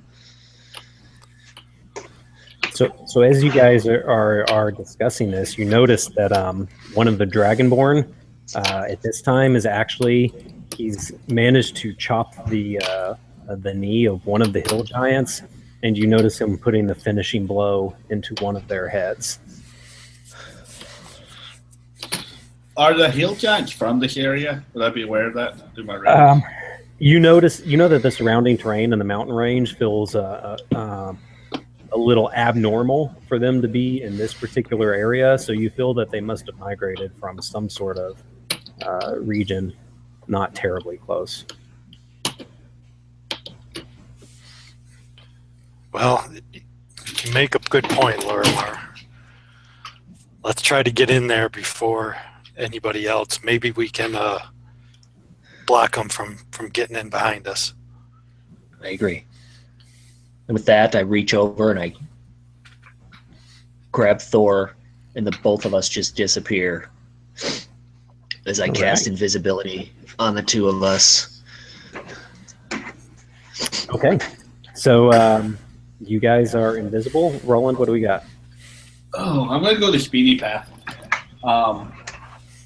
This can either be really good or really bad. I'm going to wild shape into a warhorse and just hope that my speed can't kill anyone else. Okay. All right. And so you charge across. Let me see. And seeing this, we're going to run across, or at least Lorimar is going to run behind him as quickly as possible, trying to keep up. If anyone gets in my way, I'm going to hit them, just because this will be my only time to use charge. Nice. The warhorses I know about aren't the typical human ones. They're the wood elf ones. So much more sleek, more trained for archery. They're definitely not trained to be in this close of a battle. However, I'm freaking riding this thing like a battering ram if anything gets in my way. All right. I think Thor would hop on the back of Roland after he changed into the warhorse, because he's kind of lazy and all that running. you guys probably had the same visibility and just jumped in the back. We only had about 45 minutes to plan what we were going to do, so you know. Yeah, so you guys all mount up and you're charging across the field. You are having a little difficulty going over the corpses that you find. As you guys are on the field, you notice that these blue Dragonborn and the darker orcs themselves all do carry the emblazoned black wheel upon their chest, but none of the light-skinned ones do. And you continue moving across the battlefield. At this time, you realize that it appears there's a half dozen or so combatants on each side as they're rapidly dwindling in number. You are paying attention to the remaining set of two Dragonborn who are still locked in battle with this large blue orc. And as you close towards this stone face, the hill giant that remains notices the warhorse heading his direction and turns its attention towards you. And I would like for well, you can do. So this hill giant takes a swing at you. How do you want to handle that, Roland? Like a man, you want to hit me? Okay. All right. Well, so slams right into you with a 23. And That's only triple my AC. so roll me a d6.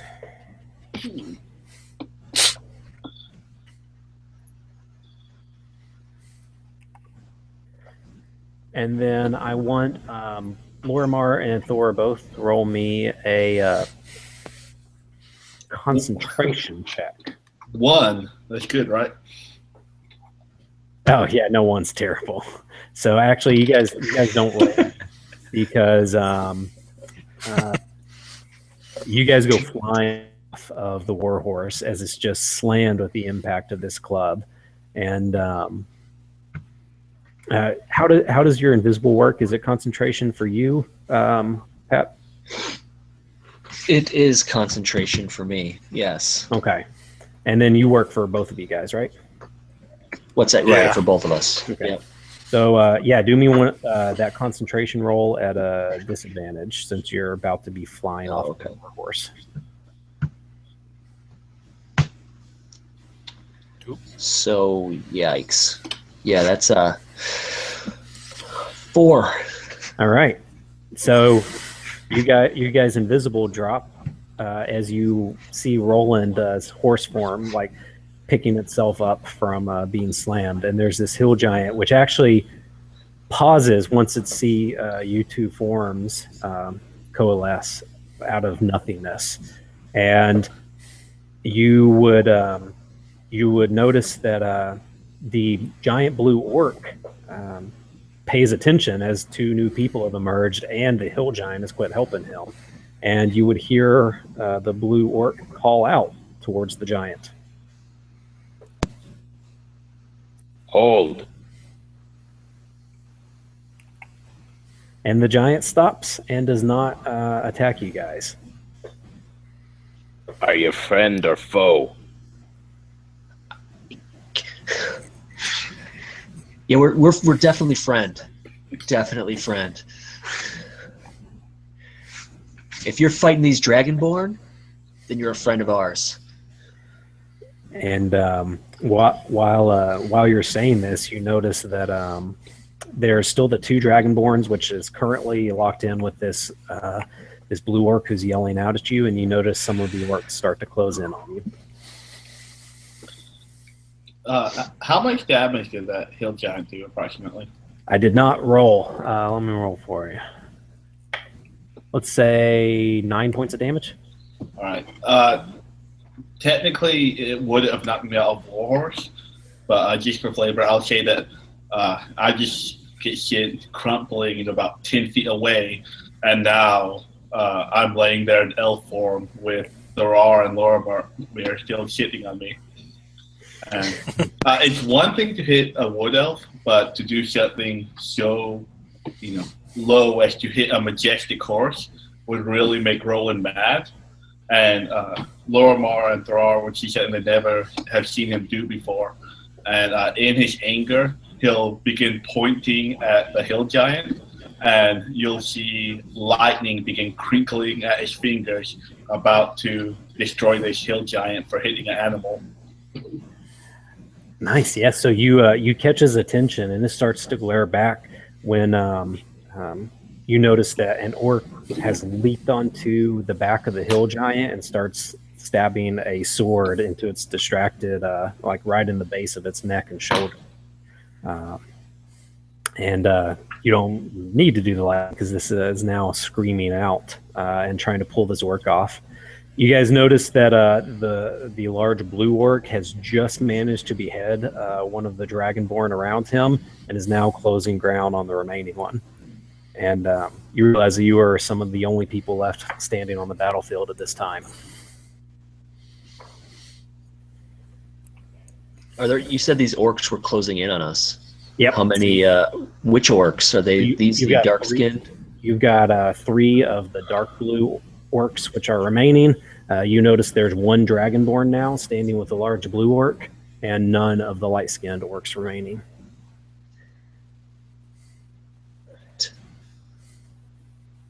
Lorimar would turn around, and as these 3 blue-skinned orcs are coming towards them, he would just hold out his hand, and you just see this ray of fire just leap from his hand and just hit each one of the orcs in turn. As this scorching ray comes flying out. Wow, that's not bad. Wow. So that is. So that's 21 is the lowest to hit. Yeah, those will all hit. All right, and make sure I get this right. 6. Okay, so all right. Well, that's 5 for 1.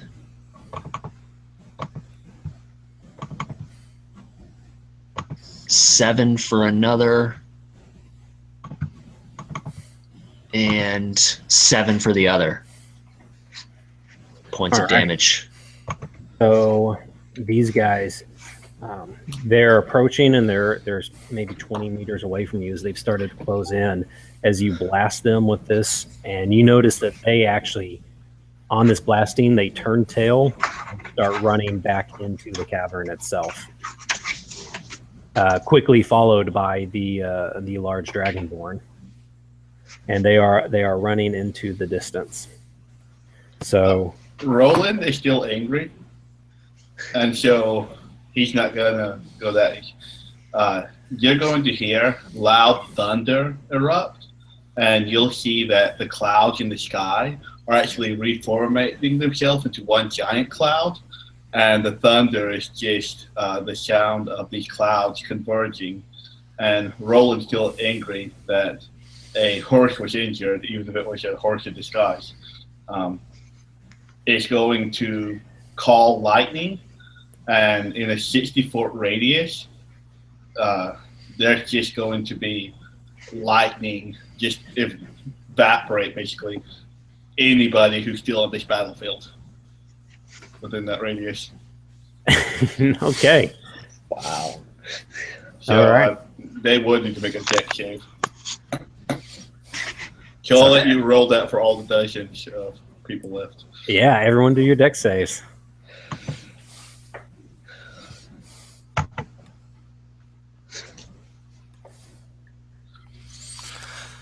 Oh, 23. That's a 12. DC is 16. All right. 18. Nice. Yeah, and just all of these bolts of lightning are going to begin hitting the ground. They're going to do 9 damage at a direct hit and 4 on a On a save. well, would you consider the snowstorm stormy conditions? Yeah, why not? Okay, then I get to roll 1 more d10 against my teammates. So 11 damage on a failed save, or 5 if you got over 16. And I'll say that Roland actually gets hit by his own lightning, not really knowing what's happening. And this is going to call him back to, and you see him just smiling a little bit at this power that he's now read about, as some of his hair is still singed and burning from the lightning hitting him. All right. So with this, you notice that the as you're all kind of rocked with this lightning,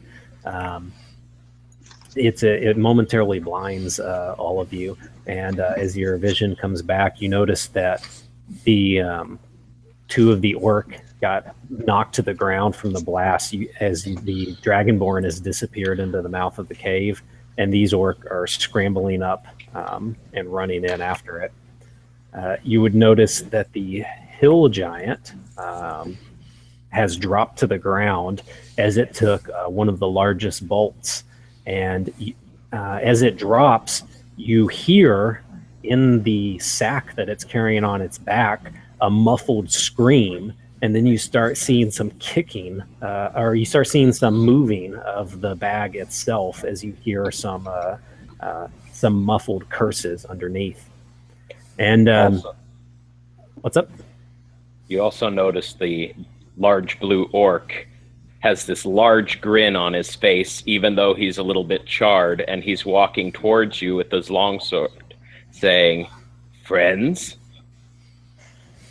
Thank you. And so, due to some overlay difficulties, you guys actually, so you see this little over 7-foot blue orc approaching you. Snow was on his shoulders and in his hair, which has now been evaporated, and he's just wearing a loincloth and boots. I'll say it. Hold there. I don't know about friends, but we may have mutual enemies.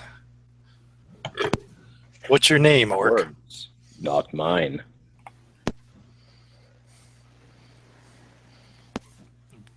I'm Raksul. Who are you?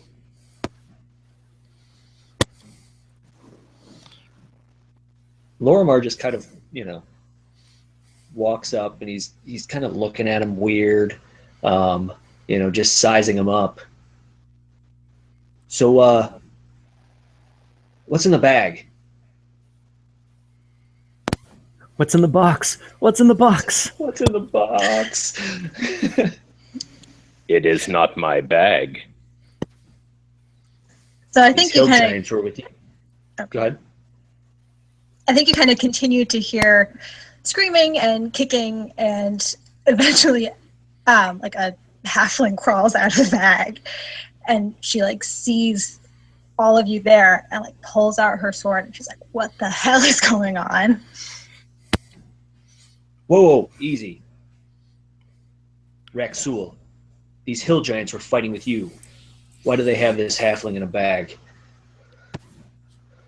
Again, not my bag.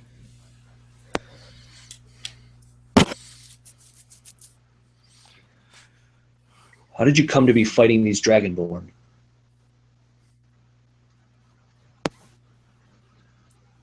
Because they took me, killed my family, and turned their back on me.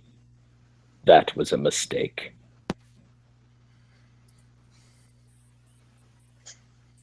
I think I'm kind of looking around and saying, "Dragonborn? What?"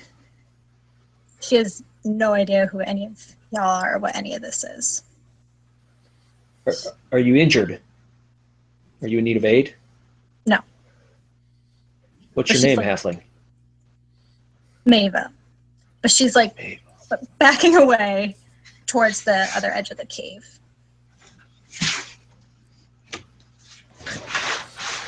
Well,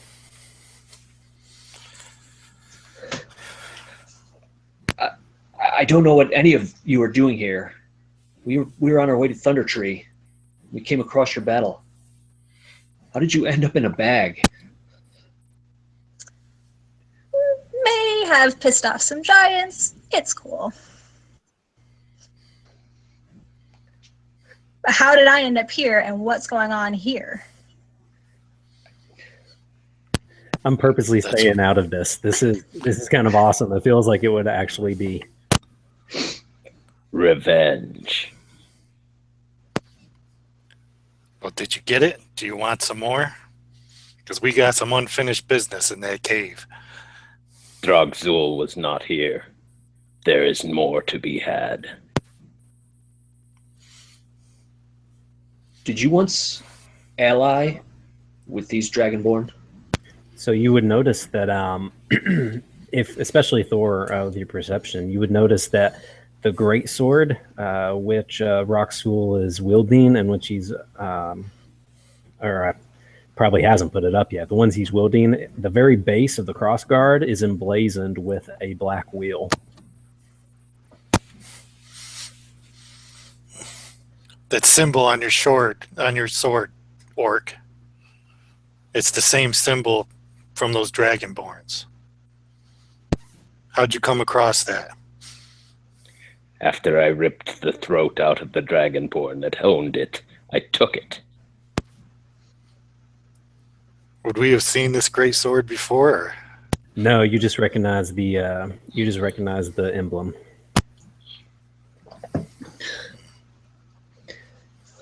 But you would recognize when he said the name Drogzal, you know that Gamesh mentioned that name with anger quite frequently. Indeed. What is Drogzal to you? He is the one that killed my parents, made me a slave. Seems we do have a common enemy. Do you know where we can find him?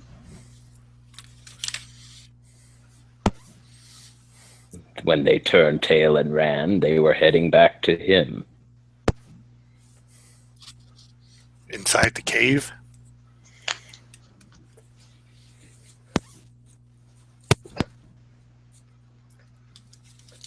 How did you come to be allied with these giants? They were a useful tool. I found them in the hills not far from here. Convinced them that they were easy pickings down here. Oh, so they're on your side then. The Now last let day. others then. I've been in there for 2. My bag.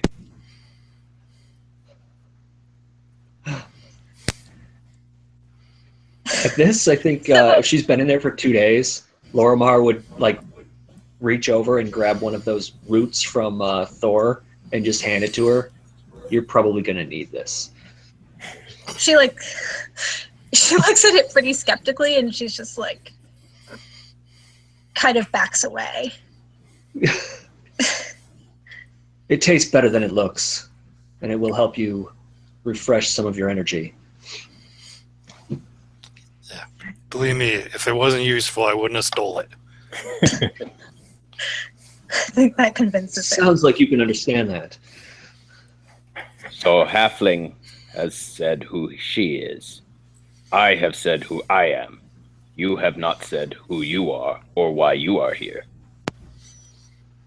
Well, I'm Thor. This is Lorimar, and this is our druid friend, Roland, who doesn't take too kindly to people hitting horses or any animals, as you can see. Roland will grab the twig that Lorimar's trying to give, and he'll cast Shillelagh on it, making it inedible. And okay, we do not know who these people are, and we do not know if they love animals. We will not waste our supplies on them. And then I'll speak up. Do you guys love animals? How many animals were in the area when you cast lightning? Okay, none anymore. You'll have to forgive our druid friend. He is strange. He's probably the most awkward one in our group. With this, Lorimar just walks up and is now uncomfortably close to you, Raxul. And you can see that there's something not right about Lorimar. I mean, he's horribly scarred. Like, picture Deadpool, how he is just burnt over his entire body, like kind of looks a little melted, but is clearly has no sense of personal space and is now right next to you, just kind of checking you out, looking to see it to get your measure. You notice on his neck is a tattoo. It appears to be draconic, or brand more than a tattoo, I suppose. He also, without looking at Lorimar, puts one finger on your chest and just extends his arm, pushing you back. But he's mostly looking at Roland. And he says, "You are elf." And then he looks down at Lorimar and says, "You are not elf." Well, I'm elfish, but I don't come from this land. I was stranded here. And I intend this group, and I kind of look at Roland and Thor, I had hoped that they would help me recover the remains of my mentor, who was lost in a battle not far from here. But it is too dangerous for us to travel there now. We were headed to Thundertree, and I see we must have found it. Oh, of a tree of thunder. And he looks at Thor, and just tilts his head and says, "You.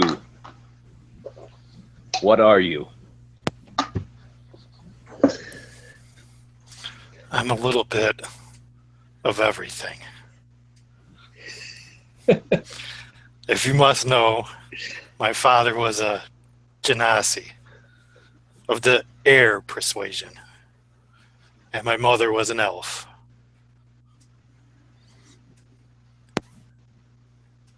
Not elf, air elf.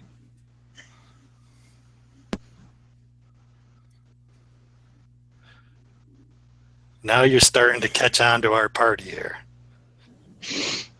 But while we're doing introductions, you yourself don't look like a total, I would say, the basic orc that I've seen around these parts. Not from here. From the Star Mountains. Would we know where the Star Mountains were? Like far away, close, or? So Mava would, and I'm not sure. Roland, you probably you might just from reading the general lay of the land and cartography, and then I don't know if Lorimar or Thor would. East of Waterdeep, so to the southeast of here. Mava, how did you come to be stealing from hill giants, and what possessed you? Stealing is not exactly the situation. They came to steal from my village. May have gotten in a scuffle with one and have kind of been tracking the rest since. Turns out they found me. So. But now, I don't know where I am. Well, seems like at least these two have been dealt with. You are in Thundertree. It is northeast of Neverwinter. Yeah, and so Mava, you would know that is significantly far from where you initially were. Yeah. All right. I think like this whole time I've kind of been watching and listening and like trying to see who's who and like find an ally because I don't know where I am or what's going on. Now, as you were just kind of edging yourself back into the cave, you would hear like some distant noise echoing through the tunnels of the cave behind you as well. So I guess I kind of turned to all of them and just like, anybody know what's going on with that?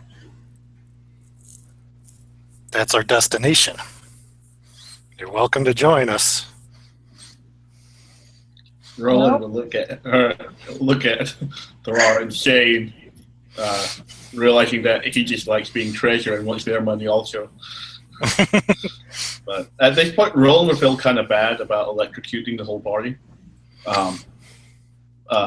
And so he would kind of close his hands and he'd open them and you see little tiny black berries. And he'll begin handing out good berries. He'll give 2 to everybody.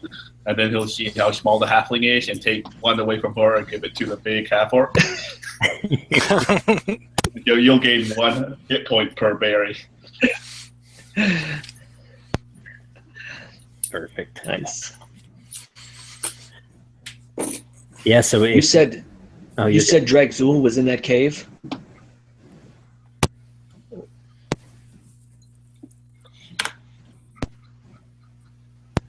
my bad. I think you were muted. I do not know.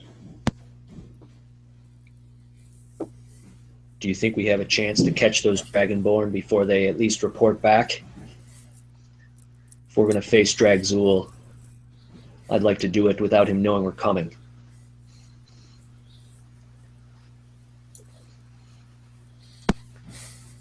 I don't know where he is, and I don't know how long it will take them to report.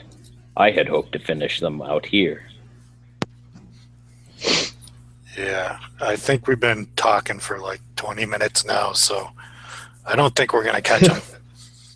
But there is an awful lot of noise coming from that cave. I don't feel good about letting them get away. And if Dragzul is in there, I feel like we need to go in and finish this.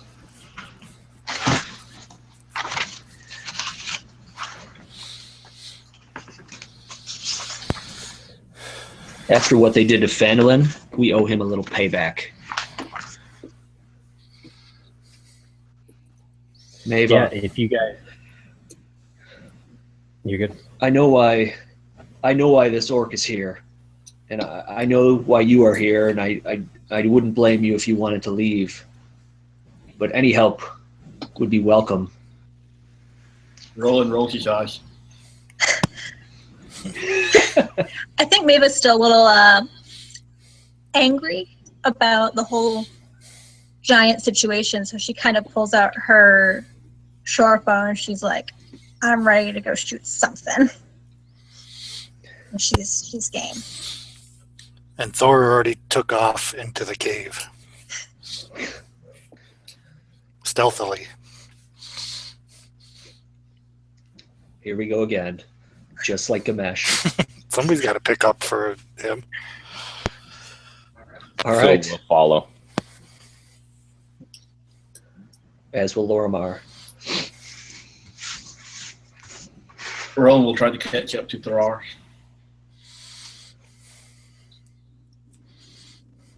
You're muted, Dave.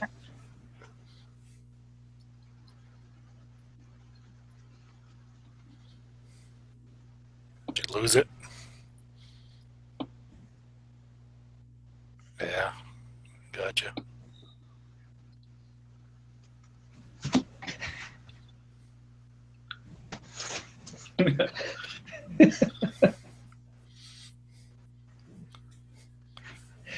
There's dead silence in this cave. All right, who casts the silence spell on the DM?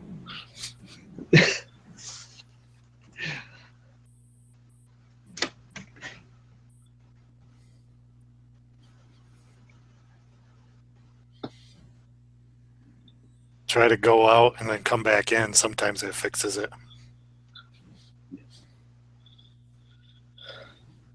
Might be in the hardware side.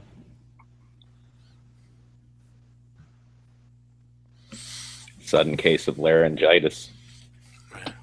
Roland will want to know, just for future planning, and so he'll see the halfling with the arrow and the. Oh, you're good. There we go. All right, guys. I accidentally pulled it out with my leg.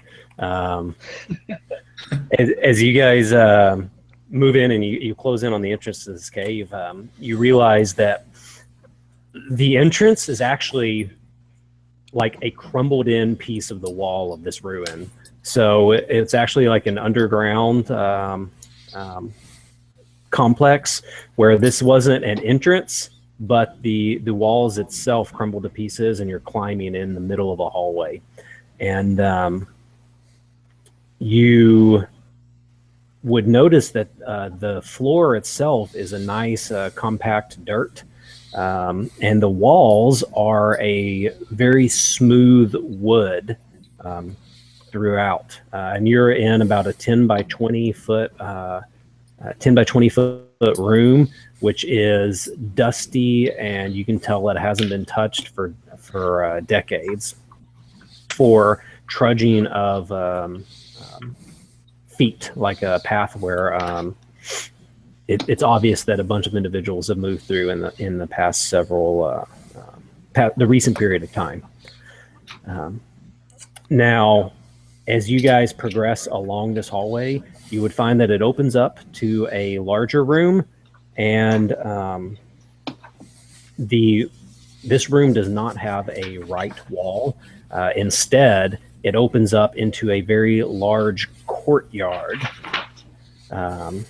So moving along this hallway in these rooms, you find a trail of drow and orc bodies. This is the first you've noticed any drow bodies. You know, they're all armored, and some of them have singe marks. Majority of them have been hacked or stabbed, as you find their bloody corpses. And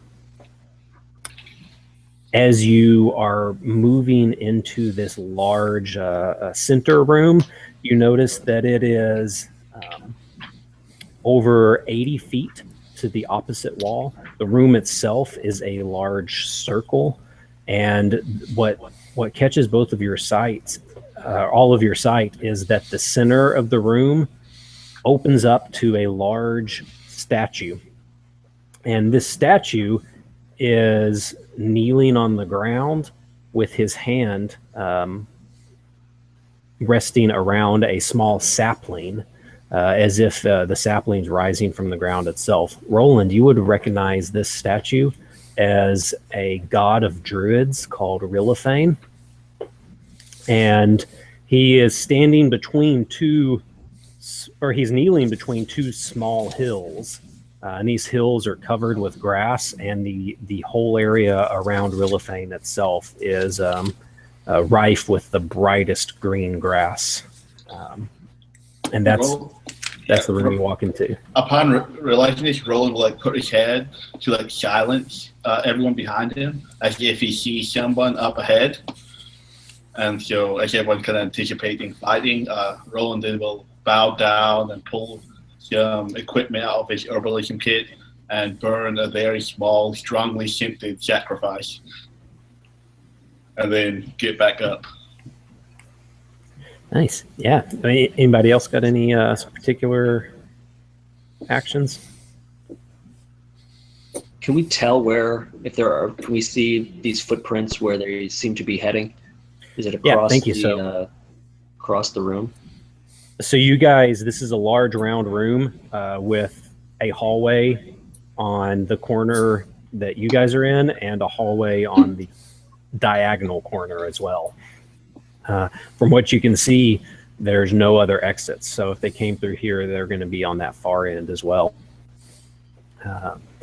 Now, as the trails seem to echo that as well, but as you move in, you would notice that along the wall near that other exit way is a 30-foot long relief, carvings. The wall itself is not wood here. It's actually like a relief carving. And if you were to move closer, you would recognize that it's a carving of multiple individuals. You would see an elven female with stag horns emerging from her head. There's a centaur with a mohawk, and a bearded halfling who's wrapped in thorns holding a squirrel. And let's see, there's a long-haired woman with water whirling around her feet. But what each one of you would recognize is that towards the center of the relief is a individual which looks like a younger Vacone in this carving. Now, what's up? I just kind of look at Thor and Roland, this relief. Is that who I think it is? And I'll say, yeah, that was the best druid I ever knew.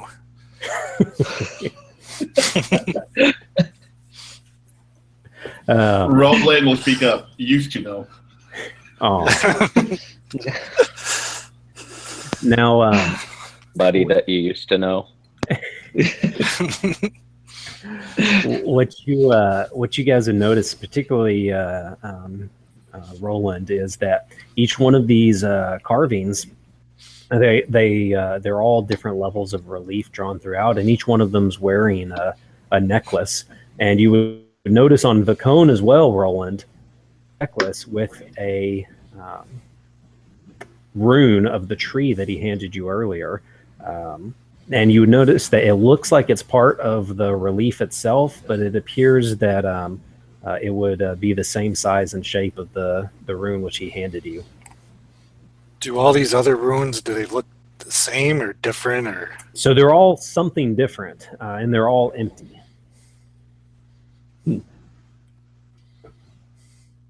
I'll take off the pendant he gave me, and I'll hold it up, comparing it to the one in the stone. Yeah, it would look to be a almost exact match to you.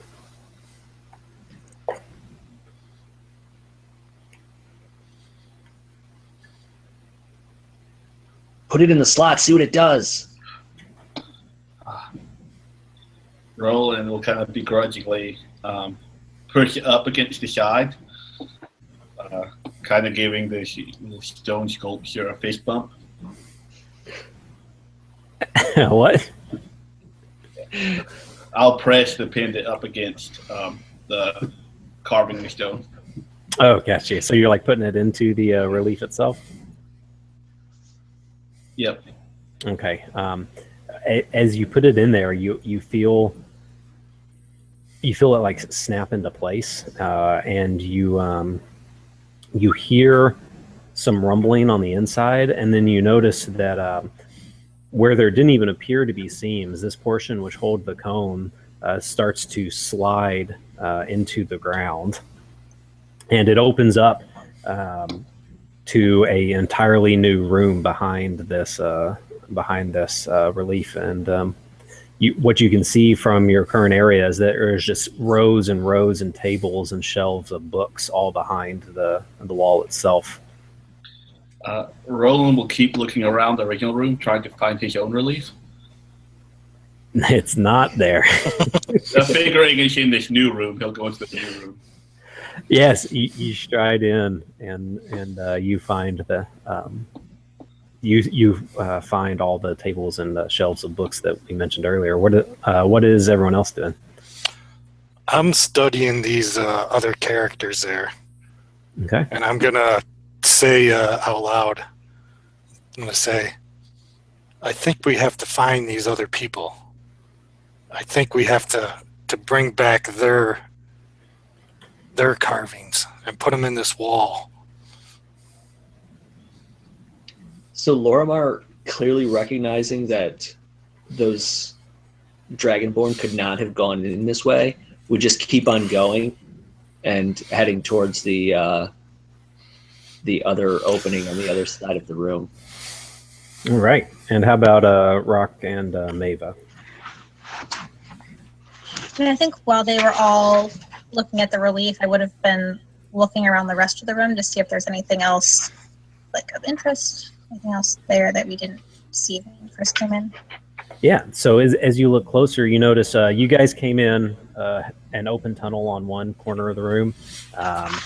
There's the statue between the two hills, the open tunnel which Lorimar is heading towards, and then you notice that in the opposite two diagonal corners, both of them actually have shut large oaken doors. And there's no like footprints or anything going towards those ones. So especially from your tracking, you notice that there's trails leading to each one of the doors, and none of them look more recently disturbed than any of the rest, as if there's been a lot of traffic through this room.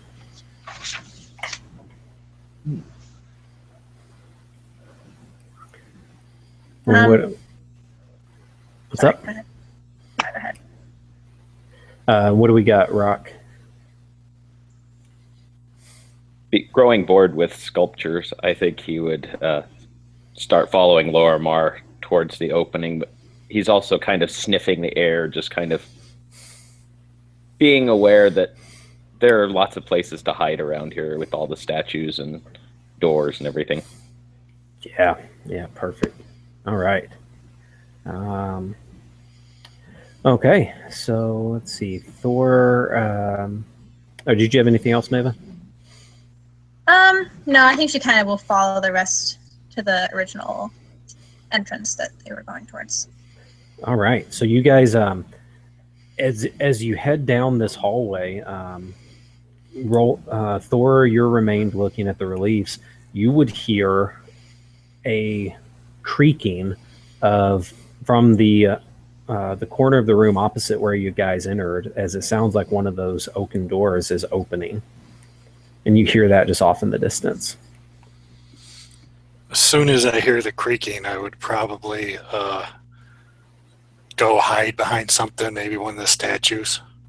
Okay. Yeah. Just, blend into the shadows. So you've got the two large hills, and then the large statue between it. You can behind. That's the very center of the room. You can hide behind any of those, and you don't even need stealth. You remain hidden, and you notice that as this door opens, a dark blue orc emerges. You notice he's dragging a large wooden chest, and you notice behind him is another orc dragging a large wooden chest, and you see 3 or 4 of these piling out, followed by a large dragonborn. Which way are they heading? Are they going? They're heading. Thank you. They're heading into the middle of the room, and it looks like they're heading towards the tunnel you guys came into. Would we be able to hear this from? No. So you guys are a little too far into the tunnel right now to hear that, but you are finding that yours is leading to like an open type of like barracks room. It's got a couple tables and cots. Okay. I'm gonna let these guys pass. Okay. And but I'm gonna sneak up as they pass, and the Dragonborn's probably the last one in line. I'm gonna sneak up, and as I'm sneaking, pull out my rapier and try to stab him in the back. Well, before we do that, as you're waiting on him to pass, you notice the Dragonborn walks out. He's followed by one more Dragonborn, speaking with a large, or not large, a pale-skinned, wiry-looking individual who has long white-type dreadlocks, pale skin with tattoos and piercings, and he's carrying a long chain with blades on either end as he's directing these Dragonborn and the orc in front of him. Was this one of the guys that we fought at that castle? Yeah. There was the female, the large guy with swords, and this was this guy, the other one. Can I hear what they're saying? You can hear that he's muttering, but you can't. It just sounds like whispers, and you can't quite understand what he's saying. Well, again, I'm going to let these two pass, but I'm not going to try to attack this guy because, we've dealt with him before. Even if I got a good jump on him, it'd probably be done. All right.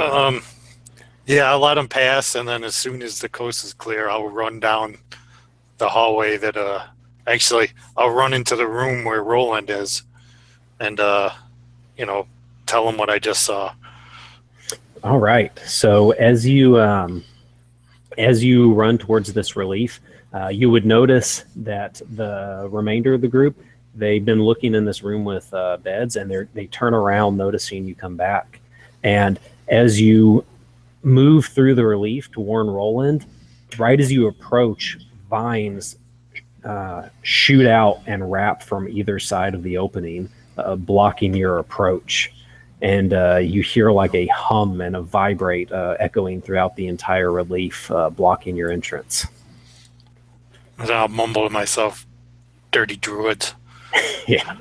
And I'll yell into Roland. I was like, Roland, you need to come out here. All right, what are you guys doing to this? You guys turn around, you see Roland, or you see Thor get blocked off and call out for Roland. Can we see this other group? Not right now. You guys are a little off in that tunnel. Thor, what is it? That guy from the castle, one of the pale skins. He was just here talking with the Dragonborns. They were ordering orcs, 3 of them, to pull in these giant chests. They just went out where we came in. And as you're getting this off, you notice that you guys would see from your advantage point, strolling up behind Thor is this approaching wiry shadow individual that's oh so familiar. And let's get everyone to roll initiative. Could I have taken the action when he called out to me? Or So the interesting thing, you actually don't hear a word for him calling out. oh, good. Yeah, that's easier for me.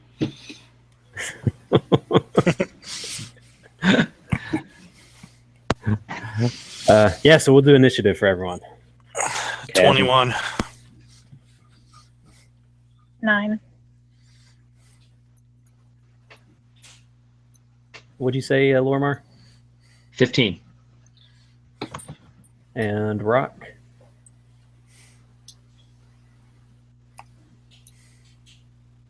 You're muted, Rock.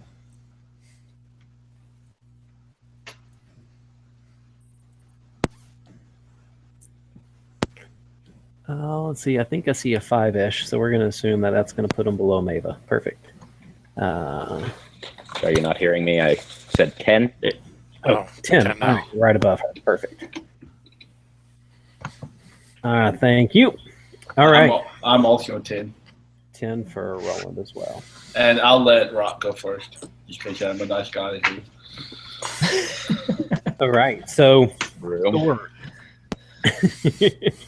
No, would the lightning burns question that? So Thor, you've just finished saying this, and you hear approaching footsteps behind you as you're warning these guys of the individual you turn around to see directly facing you as he's kind of swinging his chain blade. What do you got? And kind of surprised, but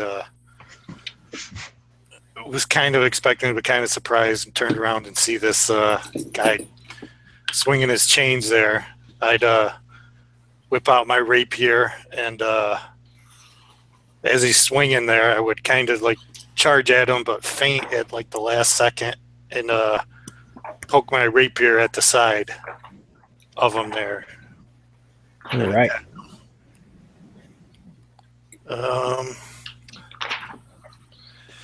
Plus, I am going first, so I get an advantage because I'm assassin, because I am going before him.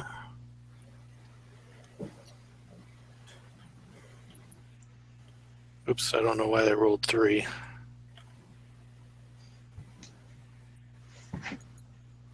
Let me do it again. For some reason, I rolled 3 of them.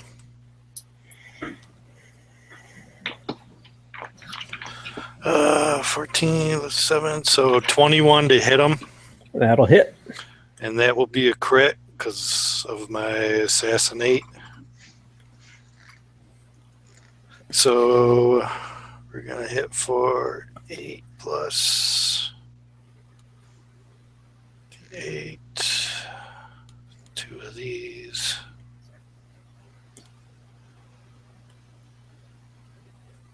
I should have forgot to clear it, but okay, so that's 10 plus. So that'll hit him for 30 points. Good Lord. The math of Rogue. That's why I can never play that class. That's a lot of dice to add up, especially when you got a crit. Yeah. All right. So you managed a quick thrust, which catches this guy a little off guard and thrusts straight into his rib. You notice because you're close, you get to see the wince of pain on his face. You know it's genuine, but he quickly replaces it with a smirk as he grabs your blade and like kind of pulls his body off of it. Lorimar, you've just seen Thor thrust his sword into him as you're emerging out of this tunnel. You notice that there are two Dragonborn working their way up on either side of the statue in the middle of the room. As you notice a group of orc, there are 3 orc you see carrying wooden chests, crossing the middle of this grass circle in the center. Well, clearly Thor has things in hand.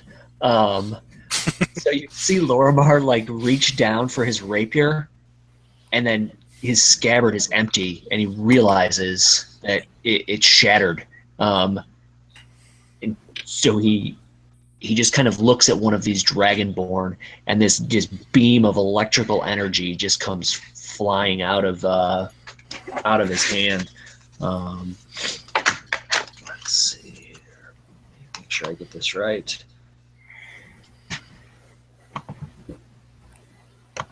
So that is 21 to hit with as his... That'll hit. All right.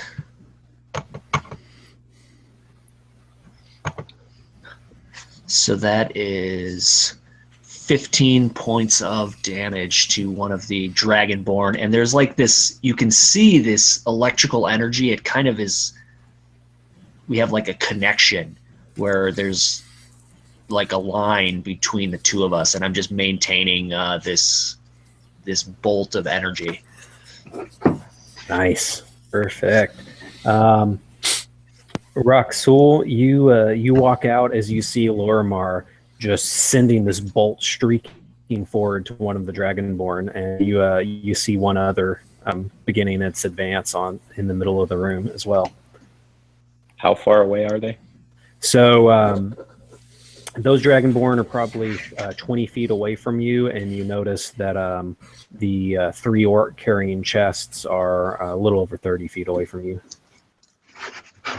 Ignoring the orcs, this huge grin will just spread across his face, and he will dash towards the non-electrified Dragonborn, just raising that great sword into the air as he starts laughing maniacally and hacking at him. So he'll attack twice.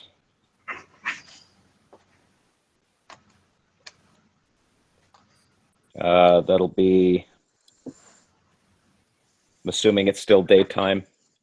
Yeah, we'll go for nighttime. Then that will be 19 and 23. They will both hit.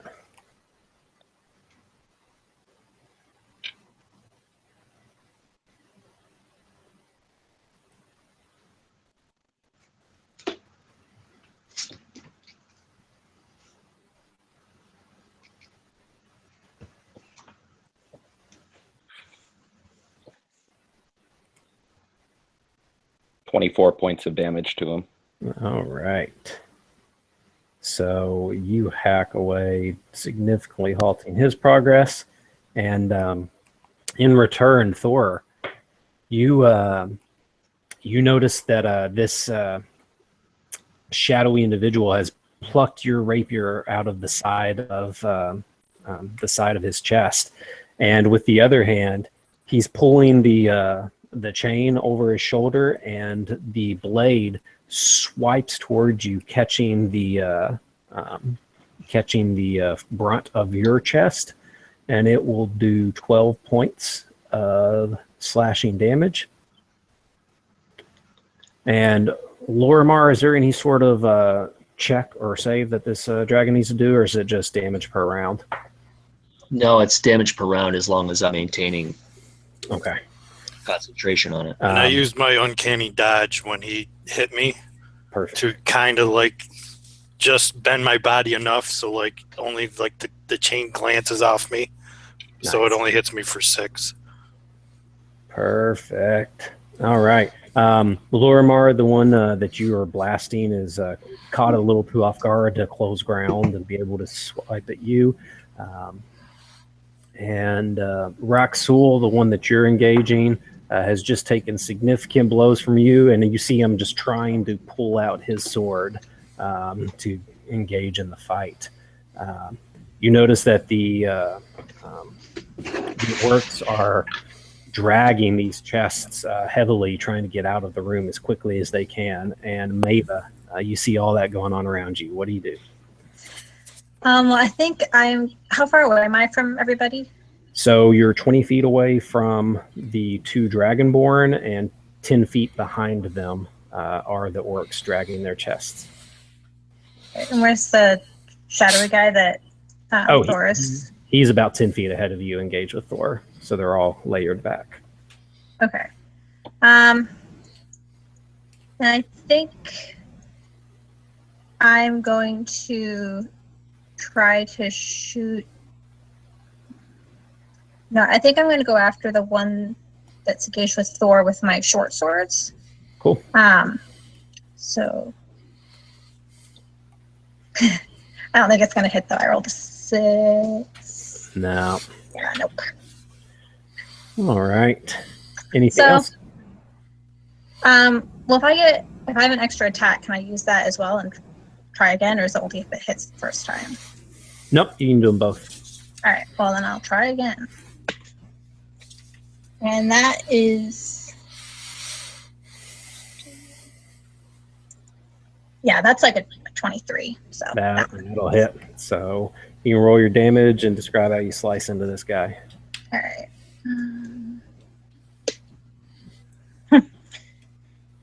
So it's only like a 4 damage, 4 points of damage. So kind of just like graze him in the arm. But it kind of distracts him from Thor. Nice. Now, Roland, didn't forget about you. You are not hearing any of this going on. What you have noticed before this began is you've seen all the piles of books. The room itself, the floor in here is hard carved and cold wood. Do you notice beyond these tables with books, there's a hole in the ground? It's a small pool of water from which there is another sapling growing, and you feel a tugging, like a pull towards this pool of water. And so we'll get this your turn. You haven't noticed them yet out there. Yeah, I'm just walking around with my own pendant, the fire-hardened one, in my hand. I've given up looking for reliefs, but maybe like carved to the back of a chair, or something for me, a little Matryoshka doll, or anything. And when my eyes see this pool, I kind of forget about looking for my own relief and approach the pool. Cool. Do you like walk into it or put your hand into it? Probably just my hand. Okay. So as you put your hand into it, you actually feel a wash of nature energy, just like as if you jumped into the entire pool. It's running up your hand and covering your entire body. And we'll get back to you on the next turn. Thor, what do you got? So as Mava's distracted this pale guy here, he's turned his attention towards her. But again, just take a step back, just disengage from him, and kind of spin around and come up back behind him and stab him with my rapier again. And he's engaged with her. So if I hit, it'll be a sneak attack, but 14, so. I will not hit. Now. All right, anything else? No, I'm good. I can stay right there. All right, so as you do this blow, which doesn't quite close in, Thor, again, you hear a creaking of a door. Now, this one is not the door that the orc emerged out of. It's actually the one. So if you guys are looking at a map, you guys came in the bottom left corner. The relief is at the top, and right now you guys are at the top right corner. Now, in the top left corner, i.e. directly adjacent to you guys, you hear the door opening, and if you, those of you who look would see that a good half dozen plus drow are emerging from this freshly opened door. You notice that one of them is very large, carrying 2 swords. You notice a female and a male with a longbow. And then you notice 2 carrying staffs as well. And they all emerge out, and you see them ignore all of you, and they turn and point at all of the orcs. And you notice that the 2 with staves blast bolts of energy, and the 2 with longbows shoot at these orcs, while the remaining fighter charges forward. And the orcs, one of them gets grazed by an arrow, but keeps dragging his chest. The one at the very rear, you realize that the chest gets hit by the magic blast and cracks. And you notice that deep blue crystals spill out from the chest all around the orc itself. And he picks himself up and continues dragging the chest. Lorimar, you're up.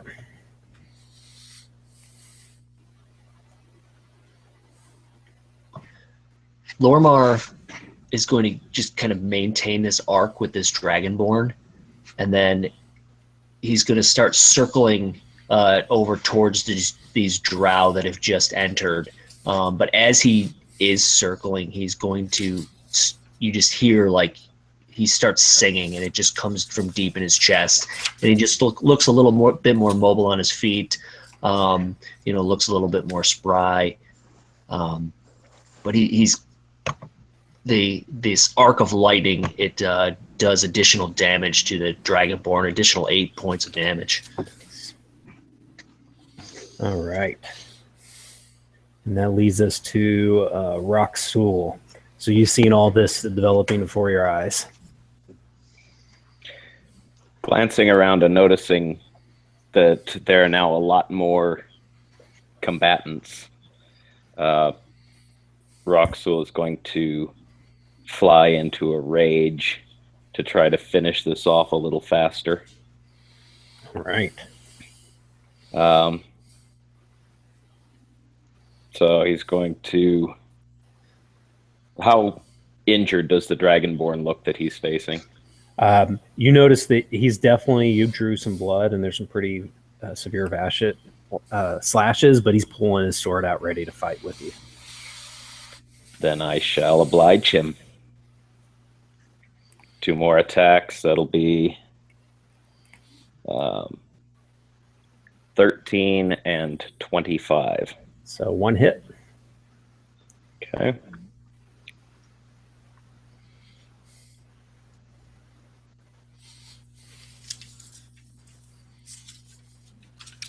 That'll be 13 points of damage. Perfect. So you actually, this guy kind of drops down to his knees now. And you notice he's almost out of the fight. And you notice that as he drops, he tries to just swipe out at you. He drops his sword, so he takes a claw, try and swipe at you, and he actually... Yep, drops his weapon entirely. You hear it clang to the ground. Thor, you realize that the individual you're facing off with, he turns and notices that the drow are closing in, and then you notice he turns to see the orc behind him get hit by the magic. And he actually starts backing up, and he gets out of your reach. So you'll get an opportunity attack, as well as Mava. So you guys can both roll to hit that.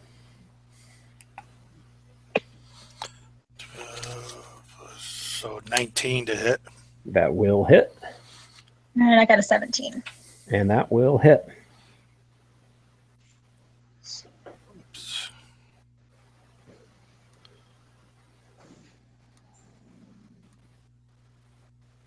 Roll 8 damage. Perfect.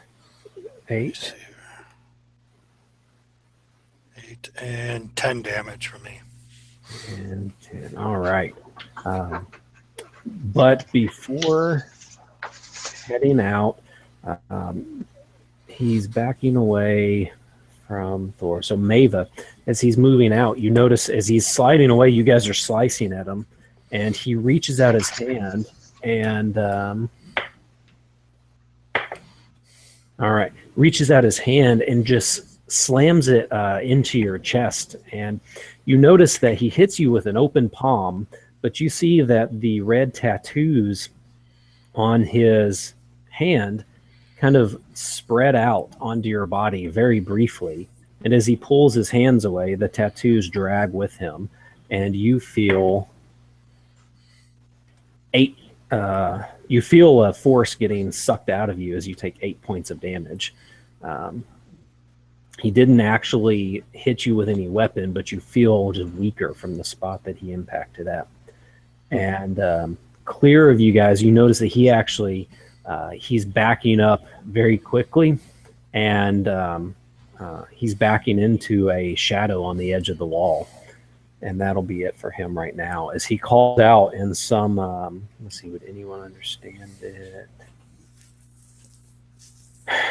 Raxul, you would understand. He's calling out in the Draconic for everyone to move back. And Mava, it's now your turn. Is he still like within my reach? Yeah, so if you try and follow him over there, you can still reach him. And where are the other Dragonborn at this point? So basically, you're kind of equidistant between the Dragonborn and the shadowy guy who's moving to the shadows. And then across the wall from you, there are those 6 advancing drow.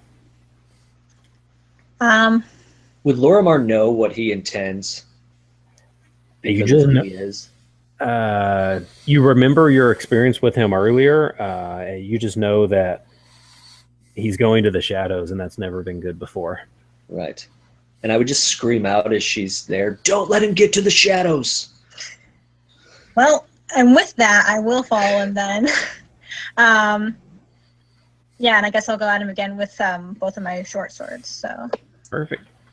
that is a 16 and another 16.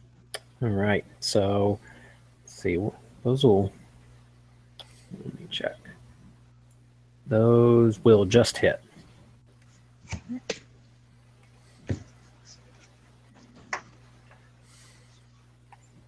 That's a total of 12 then for both All of them. right. So as he's moving back, you notice that he actually, as you slice him with these swords, you notice that he stumbles and kind of like slides back, leaning against the wall.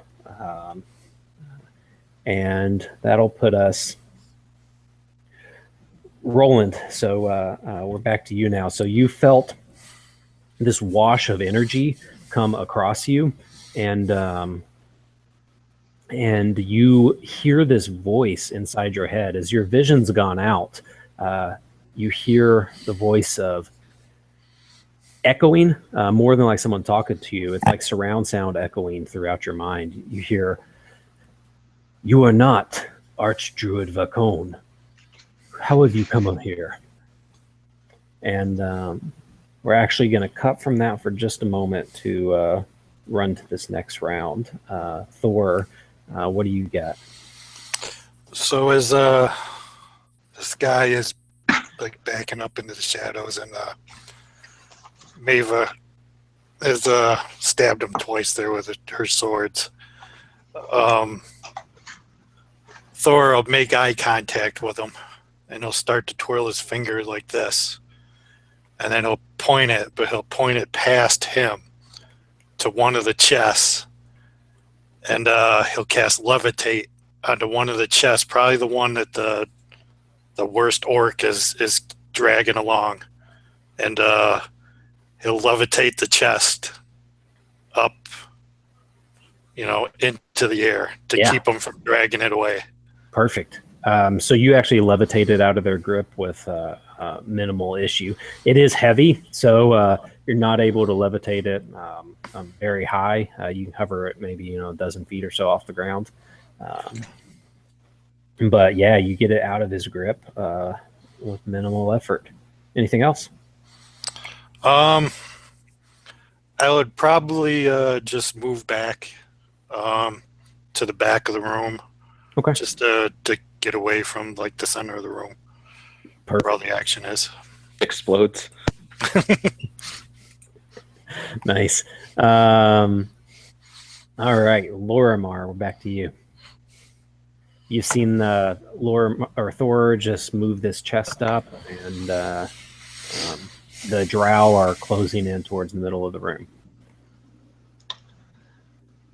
So I think recognizing what this shadow warrior was trying to do, I would just turn to him and just yell, "Fall!" And he needs to make a wisdom save. Awesome. Okay. DC? DC of 13. All right. So it makes a 12. So he just is compelled and just falls to the ground. Perfect. All right. And this also releases this arc of energy, that just kind of ceases between myself and the Dragonborn. Yeah, perfect. Roxul, what do you got going on? So how far am I from the guy trying to get to the shadows? Good. So you've got to cross over where Lorimar and the other Dragonborn were, so 20 feet. Okay, not a problem. So I'm going to just disengage. Well, not take the disengage action, just move away, let him take a swing at me if he can, and charge the shadow guy since Lorimar shouted, "Don't let him get to the shadows." And I'm actually going to do a reckless attack, which gives me advantage for the turn, but opponents have advantage to attack me back. Okay. And I'm going to do both attacks on him. Nice. I'll do them one at a time since they have advantage. It'll just be easier to figure out. All right, so that's going to be 20 to hit. That'll do it.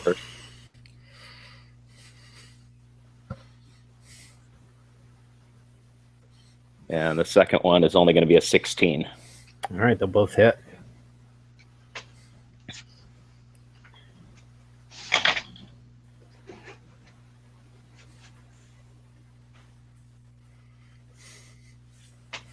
It's going to be 30 points of damage. All right. So you, this guy has just fallen onto his hands and knees, and how do you drop him?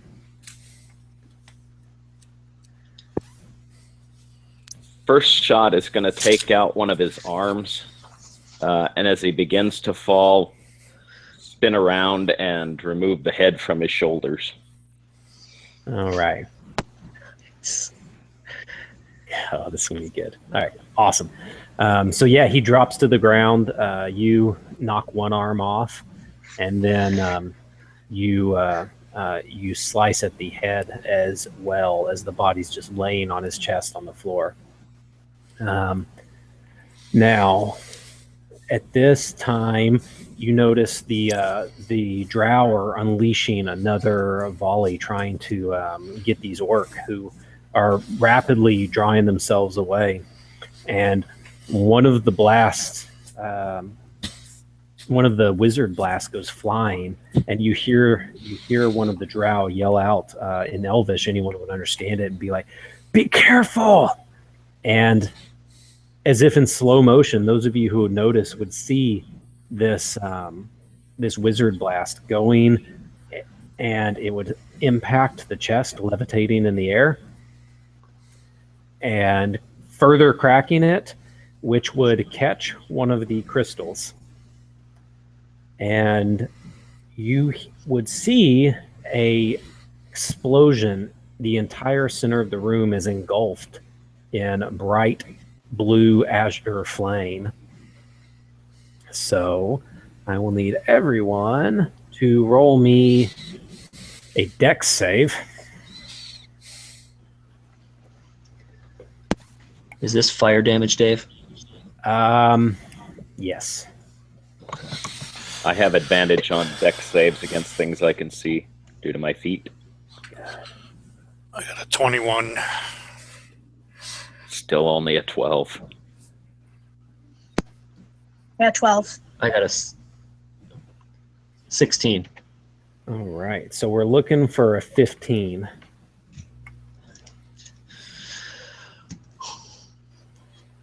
So those of you who did not make the 15 will take 42 points of fire damage.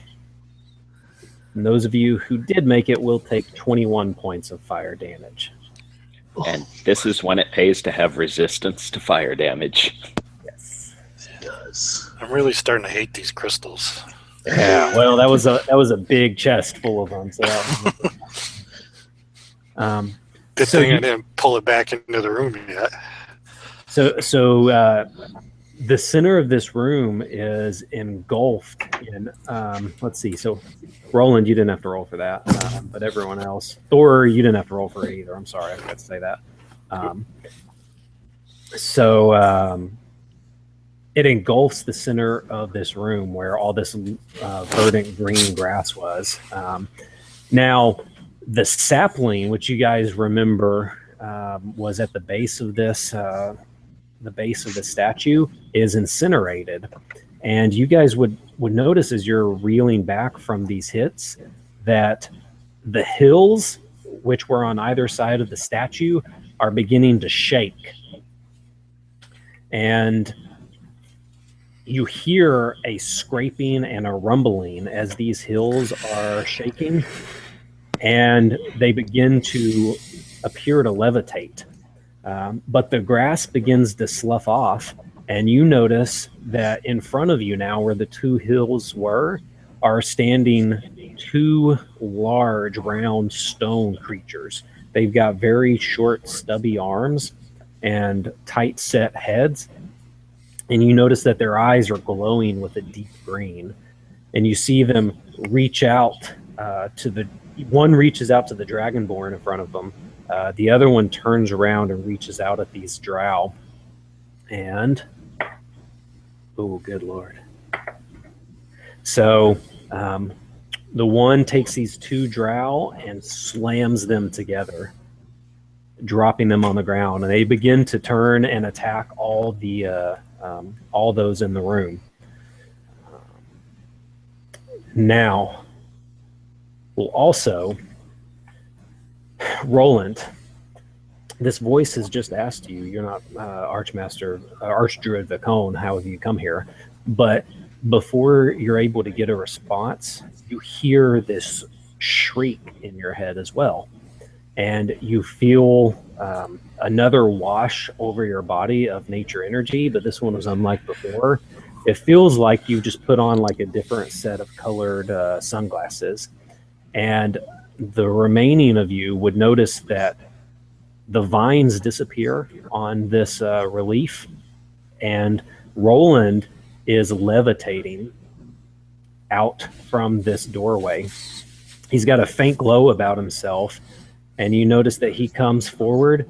He reaches out a hand and points towards some of the drow, and vines sprout up from the ground.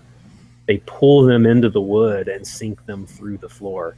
He reaches towards the dragonborn that pulls them. They sink down into the floor, and he's just destroying all of the remaining foes. So you guys can be out of combat and respond to this however you would like. Elf not like tree get hurt. Well, Mava is down. I think she's in the red as far as hit points. So she's Nice. just out. So that one crumbled you, and you're out of it. All right, we'll get to- Lorimar, seeing her fall, and would look, because it hurt him, but not much. But seeing her fall, he would immediately rush over and just place his hand on her and just impart a wave of healing energy. That's right. And so we'll do a brief pause here doing that. I made a new lingering injury chart, which will be fun to use here. Mava, can you roll me a D20? Sure. Got a 14. 14. All right. So now roll me that again as a con saving throw. So if you have any con bonuses, you can add to it. With the con bonus, it's a 6. All right. So you fall unconscious, actually, and then Lorimar can come in and do your healing to bring you back. And we'll talk. 18 points of damage, or 18 points of healing that she receives. From this Perfect. spell. So you're back up with 18 points of healing. And we'll talk about this. Remind me to tell you what the injury was afterwards. Okay, so you guys notice that Roland has just emerged, and he's pulling these foes down as these rock beams are smashing and destroying. Rock Soul, you notice that one of the stone beasts is actually coming towards you and reaches out to grab you. When Roland just kind of raises up one hand and it stops. Now, you guys would notice that the shadowy figure is laying there, but now he's covered in a black shadowy blob that has taken over his form. And just to give you guys an image, so I'll let you know I didn't pull this one out of my butt. It was actually prepared. I'm going to show you what you are seeing.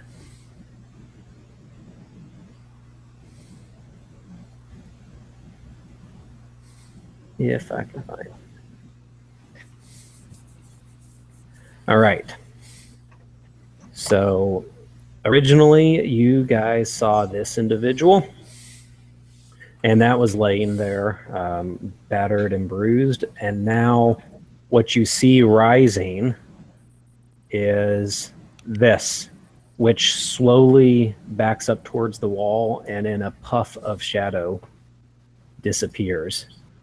You notice that where he was laying is a pool of black liquid, and we're out of combat. The enemies are done. The drow have been sucked into the base of the floor. The rocks kind of settle back down in their position where they once were. And Roland, you drop to the ground, and those colored lenses come off of you. And I'll say to Roland, I'll say, took you long enough. Roland will just kind of stand up and wipe the dirt and I guess the burned bits of grass off him. And he says, I'm sorry, hurry, we must kill whoever else is here. Yeah, I think you just did it. Yeah, you guys notice that as you survey, you don't see any corpses. You see singed grass, which appears to already be regrowing. But you do notice that in the corner of the room where originally struck, there appear to be a small pile of the shard crystals remaining that weren't engulfed by the flame.